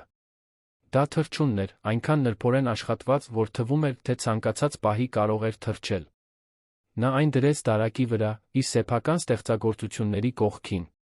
Գուցե արվեստը մի բան էր, որը գալիս էր ընտանիքից։ Գուցե ձեռքերի այդ տաղանդը, գեղեցկություն ստեղծելու այդ կարիքը, մի բան էր, որ հայրը փոխանցել էր նրան։ Դա տարօրինակ բարդ կապ էր, բայց դա կապ էր։ Նա զանգահարեց տիկին Սուսանին։ Մայր, կարծում եմ, որ դու պետք է տեսնես այն բաները, որոնք նա թողել է։ Չգիտեմ, թե արդյոք պատրաստ եմ։ Պետք չէ պատրաստ լինել։ Պարզապես պետք է պատրաստակամ լինել։ Երկար դադար եղավ հեռախոսի մյուս կողմում։ Լավ է։ Վաղը։ Վաղը։ Տիկին Սուսանի այցը հաջորդ օրը լի էր հուզմունքով։ Նա յուրաքանչյուր քանդակը բռնեց դողացող ձեռքերով, յուրաքանչյուր լուսանկարին նայեց լուռ արցունքներով, դեմքից հոսող։ Երբ նա կարդաց նամակը, ստիպված եղավ նստել։ Նա միշտ լավ էր ձեռքերով աշխատում, վերջապես ասաց նա։ Նա սովոր էր ձեզ համար փոքրիկ փայտե խաղալիքներ պատրաստել, երբ դուք մանուկ էիք։ Ես մոռացել էի այդ մասին։ Ինչու ես կարծում, որ նա հեռացավ, մայր։ Տիկին Սուսանը խորը հառաչեց։ Կարծում եմ, որ նա իրեն թակարդում էր զգում։ Ոչ թե հատկապես մեր կողմից, այլ կյանքի կողմից։ Նա մեծ երազանքներ ուներ, ուզում էր ճանապարհորդել, աշխարհը տեսնել։ Բայց հետո շատ երիտասարդ տարիքում դուստրեր ունեցավ, ստիպված եղավ աշխատել այնպիսի աշխատանքներում, որոնք ատում էր ընտանիքը պահելու համար։ Նա երբեք ուղղակիորեն չբողոքեց, բայց ես տեսնում էի անհանգստությունը նրա մեջ։ Մի օր, պարզապես այլս չդիմացավ, հեռացավ։ Դու արդեն ներել ես նրան։ Իմ մի մասը, այո։ Մյուս մասը դեռ վիրավորված է։ Կարծում եմ, որ հնարավոր է զգալ երկու բանը միաժամանակ։ Տիկին Սուսանը վերցրեց փայտե լուսանկարի շրջանակը։ Կարող եմ սա պահել։ Իհարկե, մայր։ Այս ամենը քոնն է այնքան, որքան մերս։ Մարիամը հաջորդ օրերն անցկացրեց խորը մտորումների մեջ։ Հոր մասին բացահայտումը, զուգորդված Հուլիայի ապաքինման Տիգրանի հանդեպ իր աճող զգացմունքների հետ, նրան էմոցիոնալ առումով խոցելի էր դարձնում։ Բայց այս խոցելիությունից առաջացավ նոր ստեղծագործական էներգիա։ Նա կատաղի կերպով նկարում էր այդ բոլոր բարդ զգացմունքները ուղղորդելով իր կտավների մեջ։ Մի ամբողջ շարք ընտանիքի, կորստի, ներման շարունակության մասին։ Դրանք նրա ամենաանձնական ազնիվ աշխատանքներն էին մինչ այժմ։ Ելենա Թադոսյանը այցելեց արվեստանոց, ստուգելու առաջընթացը տպավորված մնաց։ Մարիամ, այս նոր նկարներն արտակարգ են։ Այստեղ կա էմոցիոնալ խորություն, որը ուժեղորեն կարձագանքի մարդկանց մոտ։ Կարծում եմ, որ մենք ավելի քան բավարար նյութ ունենք ցուցահանդեսի համար։ Բացման ամսաթիվը հաստատվեց 3 շաբաթից։ Դա կլիներ Մարիամի կարիերայի ամենակարևոր իրադարձությունը մինչ այժմ, նա միաժամանակ սարսափած էր ոգորված։ Ցուցահանդեսից առաջվա շաբաթներն անցան խելահեղ գործունեության մրրիկի մեջ։ Մարիամը ամեն գիշեր մինչ ուշ էր աշխատում, նկարների վրա վերջնական մանրամասները կարգավորելով, Ելենայի հետ համակարգելով քուրատորության տարածքի վերաբերյալ, զբաղվելով տեղական լրատվամիջոցների հարցազրույցներով։ Ռաֆայելը Գյումրիից վերադարձավ բացումից 1 շաբաթ առաջ, իր հետ բերելով վարակիչ էներգիա, այն աջակցությունը, որը նա միշտ անվերապահորեն առաջարկել էր։ Հինգշաբթի երեկոյան, մեծ բացումից 1 շաբաթ առաջ, խումբը հավաքված էր Մարիամի բնակարանում։ Ռաֆայելը, Տիգրանը, Հուլիան, ով արդեն գրեթե լիովին ապաքինված էր, ինքը Մարիամը։ Նրանք պիցցա էին ուտում, գինի խմում, փորձելով մի փոքր հանգստանալ նախապատրաստության վերջնական ինտենսիվությունից առաջ։ Չեմ կարող հավատալ, որ դա իրական է, ասաց Մարիամը, նայելով Հայաստանի ազգային պատկերասրահում արդեն տեղադրված աշխատանքների լուսանկարներին, որոնք Ելենան ուղարկել էր։ Իմ աշխատանքը ժամանակակից արվեստի թանգարանի պատերին։ Երազանք է թվում։ Դա այն պատճառով է, որ դու զարմանալի ես, պատասխանեց Ռաֆայելը, բարձրացնելով իր բաժակը։ Գնաց իմ լավագույն ընկերոջը, հայկական արվեստի ապագա աստղին։ Բոլորը գնաց խմեցին, բայց Մարիամը նկատեց, որ Տիգրանը ավելի լուռ էր, քան սովորաբար։ Նա ժպտում էր, մասնակցում էր զրույցին, բայց նրա աչքերում կար մի տարբեր բան, մի հեռավորություն, որը նրան անհանգստացնում էր։ Հուլիայի Ռաֆայելի հեռանալուց հետո նա առերեսվեց նրա հետ։ Ամեն ինչ կարգին է։ Այսօր հեռավոր ես թվում։ Տիգրանը վարանեց, ակնհայտորեն ներքին պայքար մղելով։ Ես լավ եմ։ Պարզապես մտածում եմ մի քանի բաների մասին։ Ուզում ես խոսել այդ մասին։ Նա խորը շունչ քաշեց նրան քաշեց, իր կողքին բազմոցին նստելու։ Մարի, կա մի բան, որ պետք է քեզ պատմեմ։ Ես պետք է ավելի վաղ ասեի, բայց երբեք ճիշտ պահը չէր թվում։ Եվ հիմա, երբ ցուցահանդեսն է մոտենում, չեմ ուզում, որ դա շեղի քեզ, բայց նա չեմ կարող շարունակել թաքցնել։ Մարիամի սիրտը արագացավ։ Նրա ձայնի լրջությունից նա գիտեր, որ դա կարևոր բան էր։ Կարող ես խոսել։ Դու ինձ վախեցնում ես։ Ես աշխատանքի առաջարկ եմ ստացել։ Միջազգային լուսանկարչական ամսագիրը ուզում է, որ ես փաստագրական շարք անեմ Կովկասի բնիկ մշակույթների մասին։ Դա կլիներ 1 տարվա նախագիծ, ճանապարհորդելով մի քանի երկրներում։ Մարիամը զգաց, կարծես հողը անհետացել էր ոտքերի տակից։ 1 տարի։ Այո։ Դա իմ կարիերայի հնարավորությունն է, գիտես։ Այնպիսի բան, որի մասին լուսանկարիչները երազում են ամբողջ կյանքում։ Բայց դա նշանակում է հեռու մնալ այստեղից։ Քեզնից հեռու։ Երբ պետք է պատասխան տաս։ 2 շաբաթից։ Հենց այն ժամանակ, երբ ցուցահանդեսն ավարտվում է, մտածեց Մարիամը։ Տիեզերքը դաժան ժամանակի զգացում ուներ։ Եվ ինչ ես ուզում անել։ Դա է հարցը։ Քեզ ճանաչելուց առաջ ես կընդունեի առանց 2 անգամ մտածելու։ Բայց հիմա, չգիտեմ։ Այն, ինչ մենք կառուցում ենք այստեղ, այն, ինչ ես զգում եմ քո հանդեպ, կարևոր է։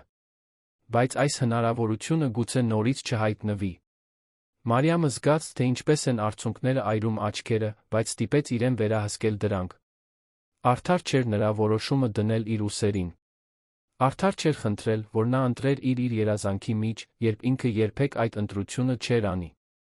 Դու պետք է ընդունես։ Բառերը դուրս եկան, նախքան նա շատ կմտածեր դրանց մասին։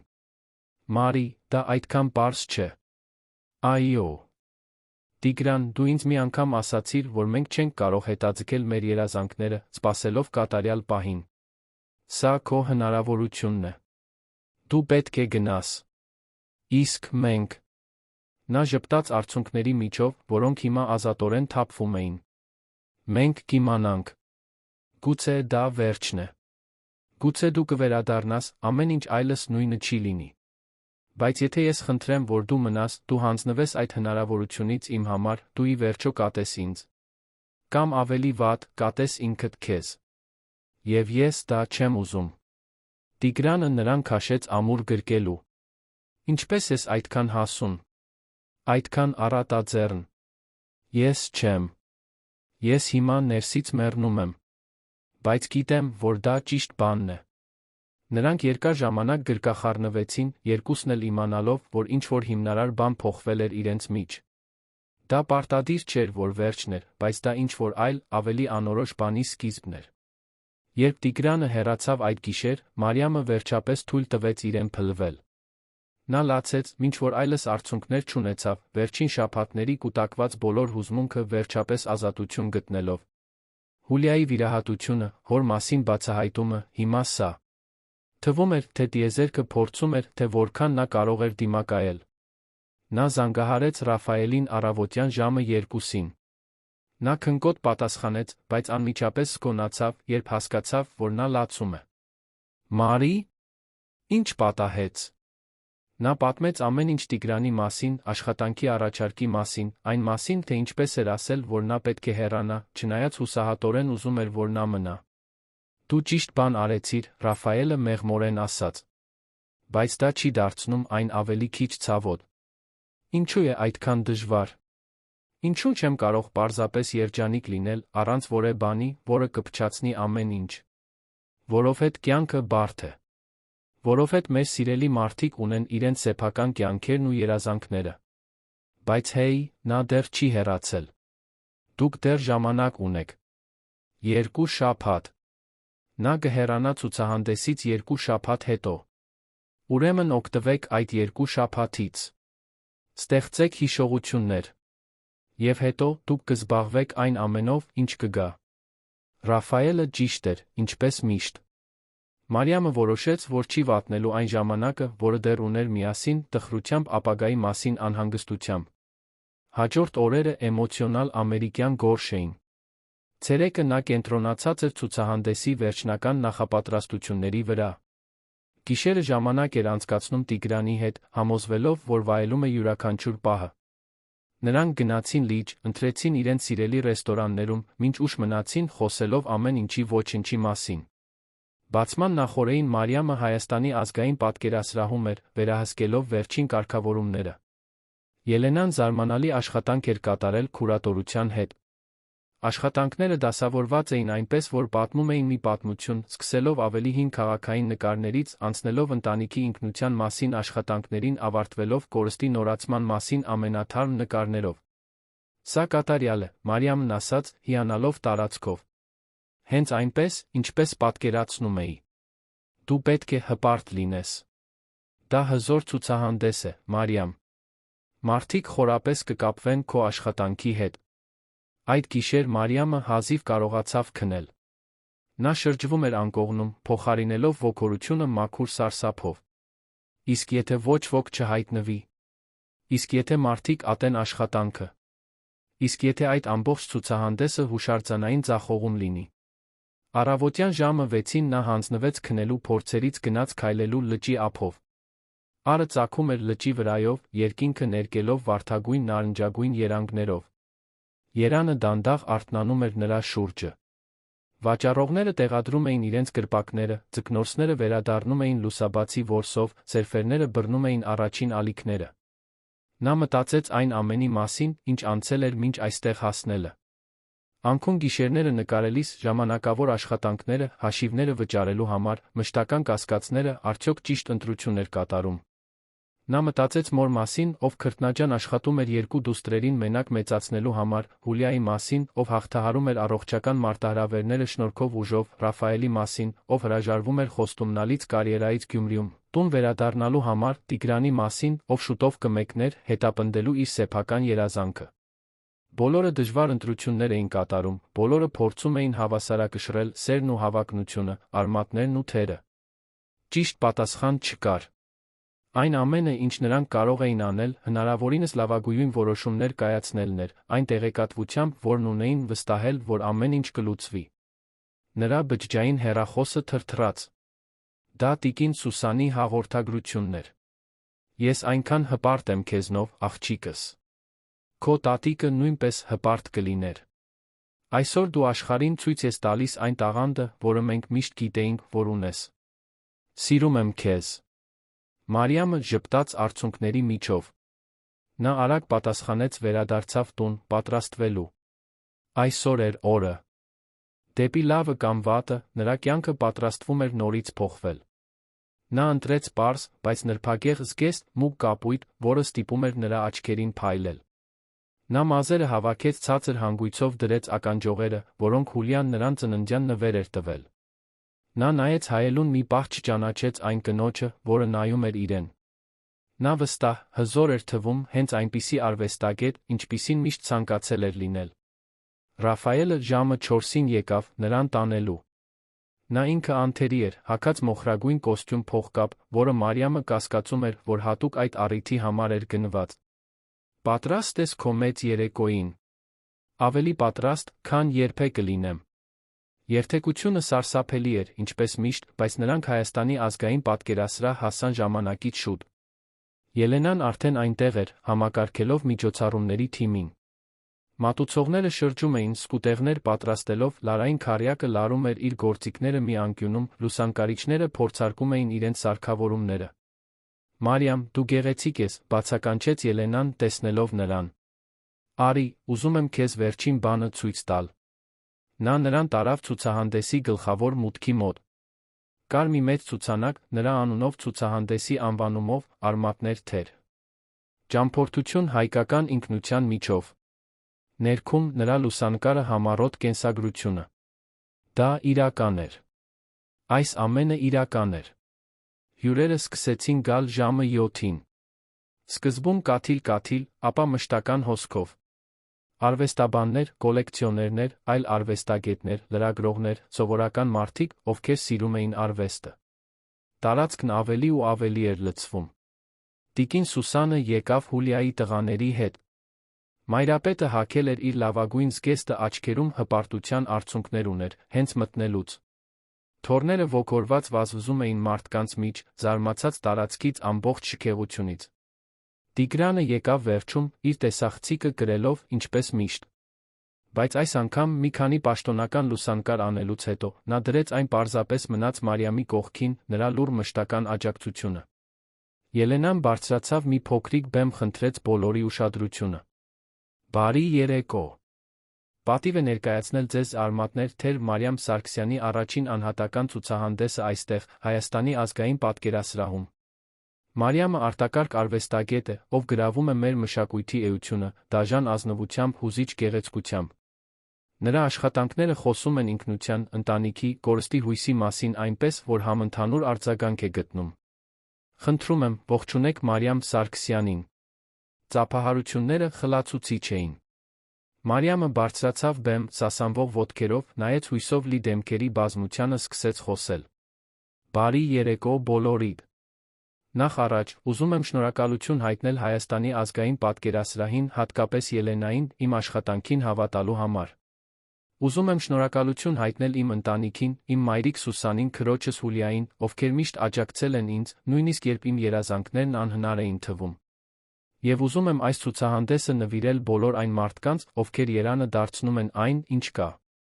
Նրանց, ովքեր արթնանում են արից առաջ, նրանց, ովքեր աշխատում են, մինչ ձեռքերը ցավում են, նրանց, ովքեր պարում են, նույնիսկ երբ հոգնած են, նրանց, ովքեր երազում են, նույնիսկ երբ կյանքն ասում է, որ չպետք է։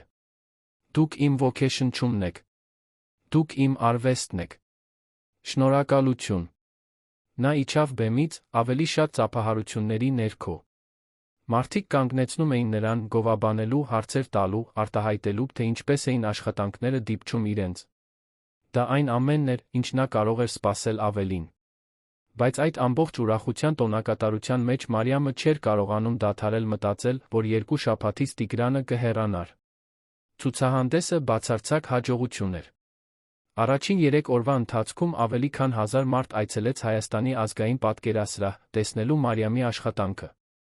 Քննադատությունները չափազանց դրական էին, մի քանի թերթեր արվեստի բլոգեր ընդգծում էին նրա նորարարական տեխնիկան, էմոցիոնալ խորությունը։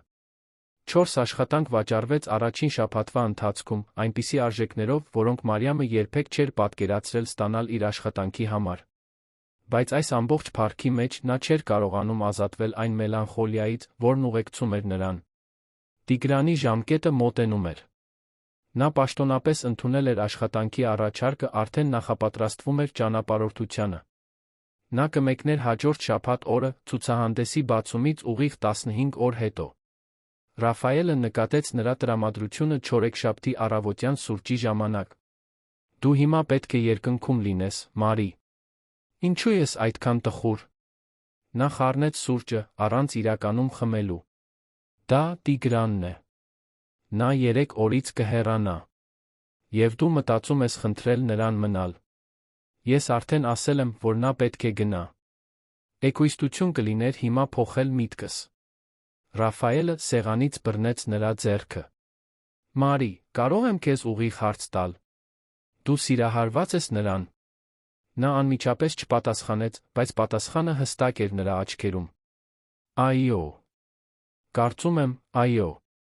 Եվ կարծում ես, որ նա նույնն է զգում քո հանդեպ։ Մարիամը մտածեց այն բոլոր փոքրիկ բաների մասին, որոնք Տիգրանն արել էր, այնձի մասին, թե ինչպես էր նա նայում իրեն, ինչպես էր միշտ ներկա, երբ նա իր կարիքն ուներ, ինչպես էր նա հասկանում իրեն այնպես, ինչպես ոչ ոք չէր կարողանում։ Կարծում եմ, այո։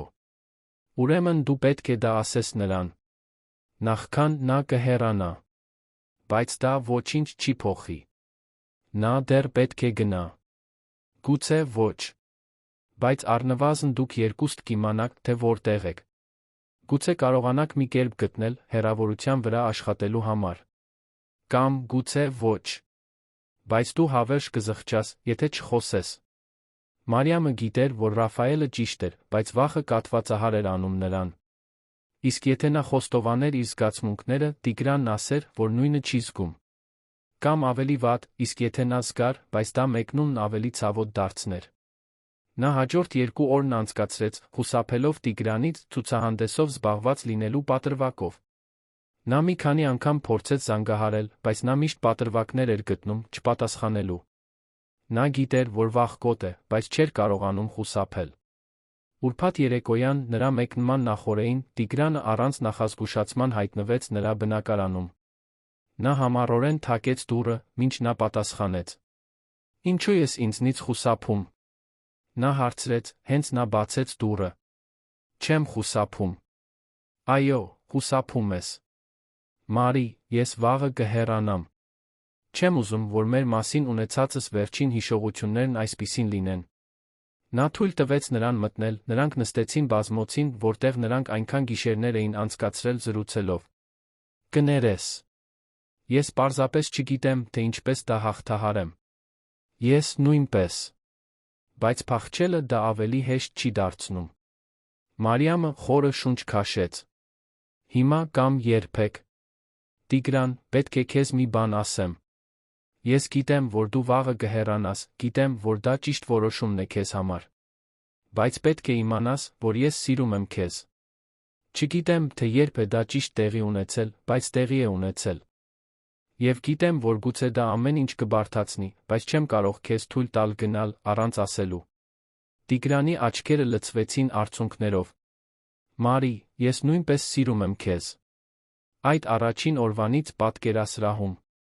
Բայց հենց դրա համար էլ պետք է գնամ։ Ես պետք է անեմ դա, ոչ միայն ինձ համար, այլ մեզ համար։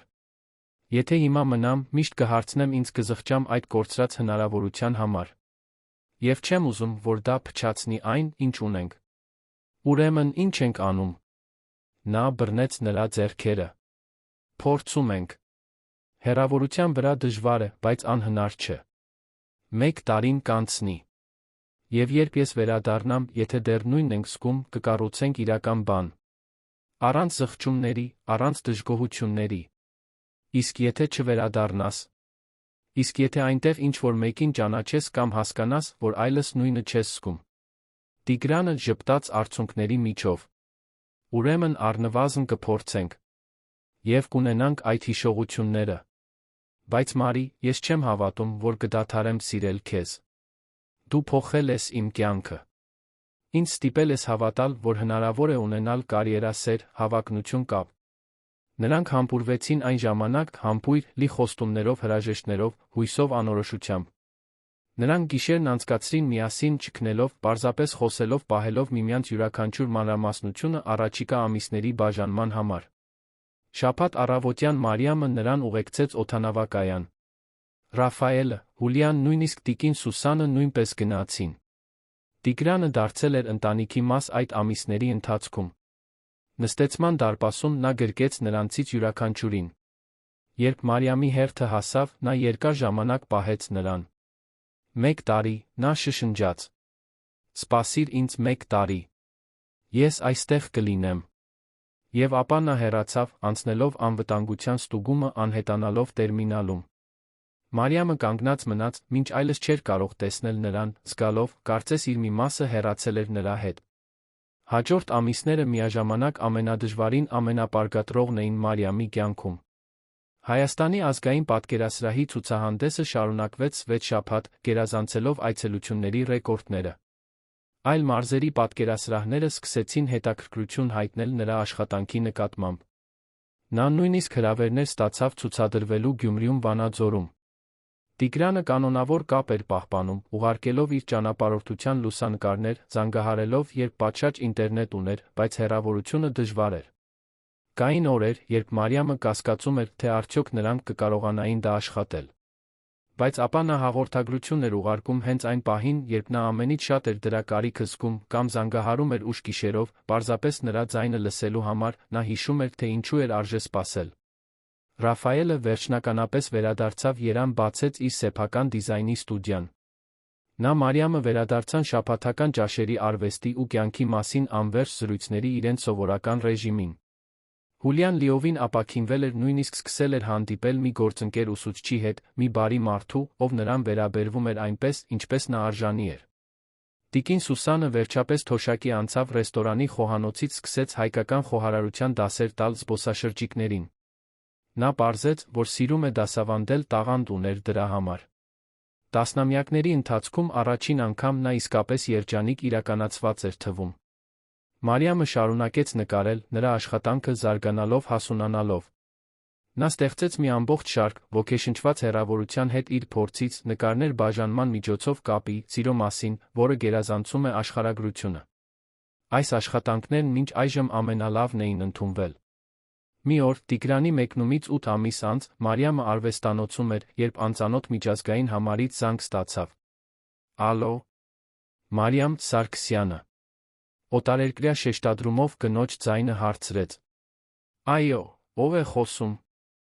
Իմ անունը Կլեր Դյուբուա է։ Ես Փարիզի մոդեռն պատկերասրահի քուրատորն եմ։ Ես տեսա ձեր աշխատանքը Հայաստան կատարած այցի ժամանակ, շատ հետաքրքրված եմ ձեր ցուցահանդեսը կազմակերպելով այստեղ, Փարիզում։ Մարիամը գրեթե ցած գցեց հեռախոսը։ Փարիզ։ Ցուցահանդես Փարիզում։ Ես։ Դա պատիվ կլիներ, նա կարողացավ ասել։ Հրաշալի է։ Ինձ պետք է, որ դուք գաք այստեղ մանրամասները քննարկելու համար։ Կարող եք գալ հաջորդ ամիս։ Անջատելուց հետո Մարիամը մի քանի րոպե ցնցված էր։ Նա զանգահարեց Ռաֆայելին, ապա Հուլիային, ապա մորը, բոլորն էլ հավասարապես ոգորված։ Վերջապես, նա զանգահարեց Տիգրանին։ Նա պատասխանեց Կոլումբիայի ինչ-որ տեղի հյուրանոցից։ Մարի, որքան լավ է լսել քեզ։ Նա պատմեց Փարիզի առաջարկի մասին, նա կարող էր լսել անկեղծ ոգորությունը նրա ձայնում։ Դա զարմանալի է։ Դու պետք է ընդունես։ Կընդունեմ։ Բայց Տիգրան, ես մի բան մտածեցի։ Դու կվերադառնաս 4 ամսից։ Իսկ եթե ես հիմա գնամ Փարիզ, մնամ այնտեղ, մինչ դու ավարտես քո աշխատանքը։ Մենք կարող ենք հանդիպել Եվրոպայում, երբ դու ավարտես։ Դու դա կանես։ Իհարկե կանեմ։ Ես ուզում եմ քեզ հետ լինել։ Եվ սա նա զարմանալի հնարավորություն է իմ կարիերայի համար։ Դա կատարյալ է։ Նրանք ամեն ինչ պլանավորեցին այդ զանգի ժամանակ։ Տիգրանը կավարտեր իր փաստագրական շարքը հոկտեմբերի վերջին։ Մարիամը կմեկներ Փարիզ հունիսին, 2 ամիս կունենար ցուցահանդեսը պատրաստելու համար, ապա նա կճանապարհորդեր նրան հանդիպելու։ Նրանք կարող էին միասին ժամանակ անցկացնել Եվրոպայում, նախքան հաջորդ քայլը որոշելը։ Այն լուրը, որ Մարիամը պետք է ցուցադրվեր Փարիզում, արագ տարածվեց։ Տեղական մամուլը լայնորեն լուսաբանեց, հպարտանալով հայ արվեստագետով, ով միջազգային տարածք էր նվաճում։ Ելենա Թադոսյանը հրաժեշտի խնջույք կազմակերպեց Հայաստանի ազգային պատկերասրահում, հավաքելով բոլոր նրանց, ովքեր աջակցել էին Մարիամին իր ճանապարհորդության ընթացքում։ Խնջույքի երեկոյան Մարիամը շուրջը նայեց, լի սիրելի ծանոթ դեմքերով։ Տիկին Սուսանը աշխույժ զրուցում էր այլ արվեստագետների հետ։ Հուլիան պարում էր իր երեխաների հետ։ Ռաֆայելը բոլորին ծիծաղեցնում էր իր պատմություններով։ Պարոն Հակոբը հպարտորեն ցույց էր տալիս Մարիամի առաջին աշխատանքները, որոնք դեռ հորիզոն պատկերասրահում էին։ Նա մտածեց այն ամենի մասին, ինչ տեղի էր ունեցել վերջին 1 տարվա ընթացքում։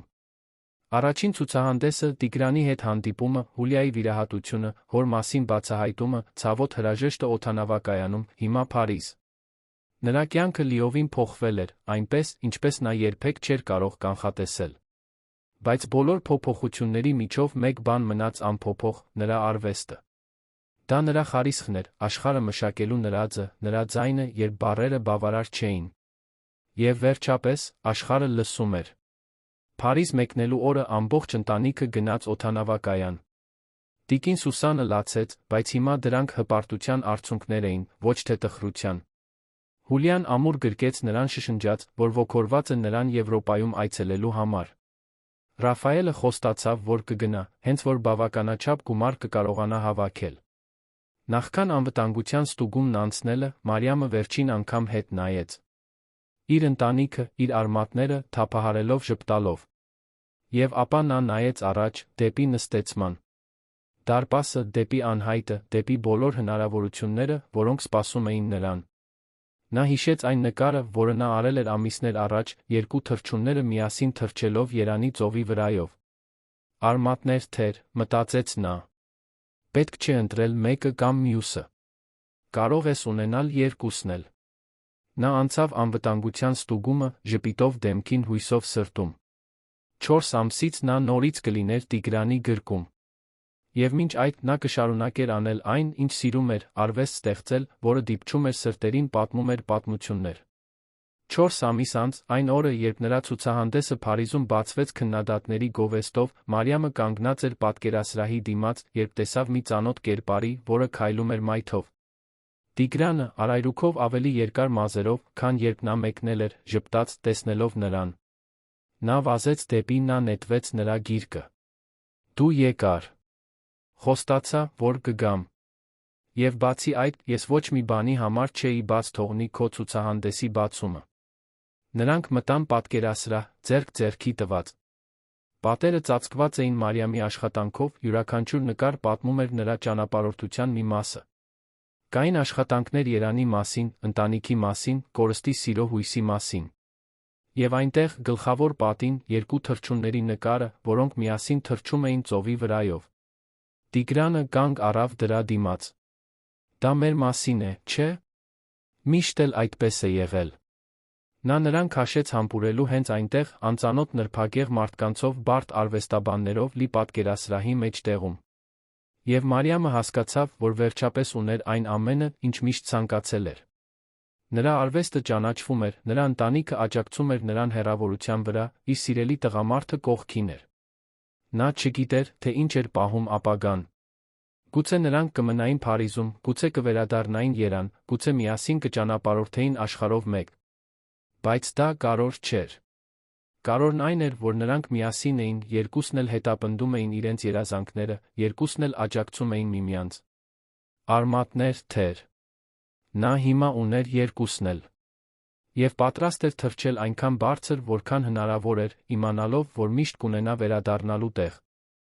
Ամիսներ անց, երբ նրանք վերադարձան Երան այցելության, Մարիամը հորիզոն պատկերասրահում կազմակերպեց փոքրիկ ցուցահանդես Փարիզում ստեղծած աշխատանքներով։ Քաղաքը նրան դիմավորեց որպես տեղական հերոսուհու, Էրեբունի աղջկա, ով նվաճել էր Եվրոպան։ Բացման երեկոյան, իր ամբողջ ընտանիքի ներկայությամբ, Մարիամը համառոտ ելույթ ունեցավ։ Երանը միշտ կլինի իմ տունը։ Հենց այստեղ էի, որ սովորեցի գեղեցկություն տեսնել սովորականի մեջ, ուժ, դժվարության մեջ, հույս, դժվարությունների մեջ։ Ես այս քաղաքը տանում եմ ինձ հետ, ուր էլ որ գնամ, յուրաքանչյուր վրձնահարվածում, յուրաքանչյուր գույնի ընտրության մեջ։ Եվ անկախ նրանից, թե որքան հեռու կճանապարհորդեմ, միշտ կվերադառնամ այս արմատներին։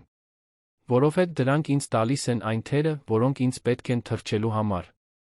Ծափահարությունները խլացուցիչ էին։ Տիկին Սուսանը բացահայտ լացում էր հպարտությունից։ Հուլիան շողշողուն ժպտում էր իր ընկերոջ երեխաների կողքին։ Ռաֆայելը չափազանցված տոնակատարություններ էր գոռում։ Եվ Տիգրանը, նրա Տիգրանը, այնտեղ էր նրա կողքին, ամուր ներկա, ինչպես միշտ։ Այդ գիշեր, երբ բոլորը հեռացան, պատկերասրահը լուռ էր, Մարիամն ու Տիգրանը մենակ մնացին նկարների մեջ։ Նա նրան քաշեց իր մոտ շշնջաց. «Կամուսնանաս ինձ հետ»։ Նա նայեց նրան, զարմացած, բայց միաժամանակ ոչ զարմացած։ Նա զգում էր, որ նրանք ամիսներ շարունակ շարժվում էին այդ ուղղությամբ, բայց բառերը բարձրաձայն լսելը դեռ շնչահեղձ արեց նրան։ Այո։ 1000 անգամ այո։ Նրանք համբուրվեցին շրջապատված արվեստով, սիրով բոլոր հնարավորություններով, որոնք պահում էր ապագան։ Մարիամը մտածեց իր մոր մասին, ով սիրեց կորցրեց, բայց երբեք չհանձնվեց։ Մտածեց Հուլիայի մասին, ով դիմագրավեց մարտահրավերներին շնորհքով ուժով։ Մտածեց իր հոր մասին, ով սխալներ գործեց, բայց վերջում փորձեց հաշտվել։ Մտածեց բոլոր այն մարդկանց մասին, ովքեր օգնել էին իրեն ճանապարհին։ Եվ հասկացավ, որ իր պատմությունը միայն իրենը չէր։ Դա բոլոր նրանց պատմությունն էր, ովքեր սիրել էին նրան, բոլոր նրանց, ովքեր հավատացել էին նրան, բոլոր նրանց, ովքեր սովորեցրել էին նրան, թե ինչ էր նշանակում լինել ուժեղ, բարի քաջ։ Դա Երանի, Հայաստանի պատմությունն էր, բոլոր սովորական մարդկանց, ովքեր ամեն օր արտակարգ բաներ էին անում։ Նրա արվեստը դրա տոնակատարությունն էր։ Եվ նա կշարունակեր նկարել, պատմելով այդ պատմությունները, հարգելով այդ կյանքերը, քանի դեռ շունչ ուներ թոքերում ներք վրձիններում։ Մեկ տարի անց Մարիամն ու Տիգրանը ամուսնացան Սանա լճի ափին, հենց այն տեղում, որտեղ տիկին Սուսանը տարիներ առաջ նայում էր ծովին։ Դա գեղեցիկ օր էր, պայծառ արով մեղմ զեփյուռով։ Արարողությունը պարզ էր, բայց հուզիչ, միայն ընտանիքի ամենամոտ ընկերների հետ։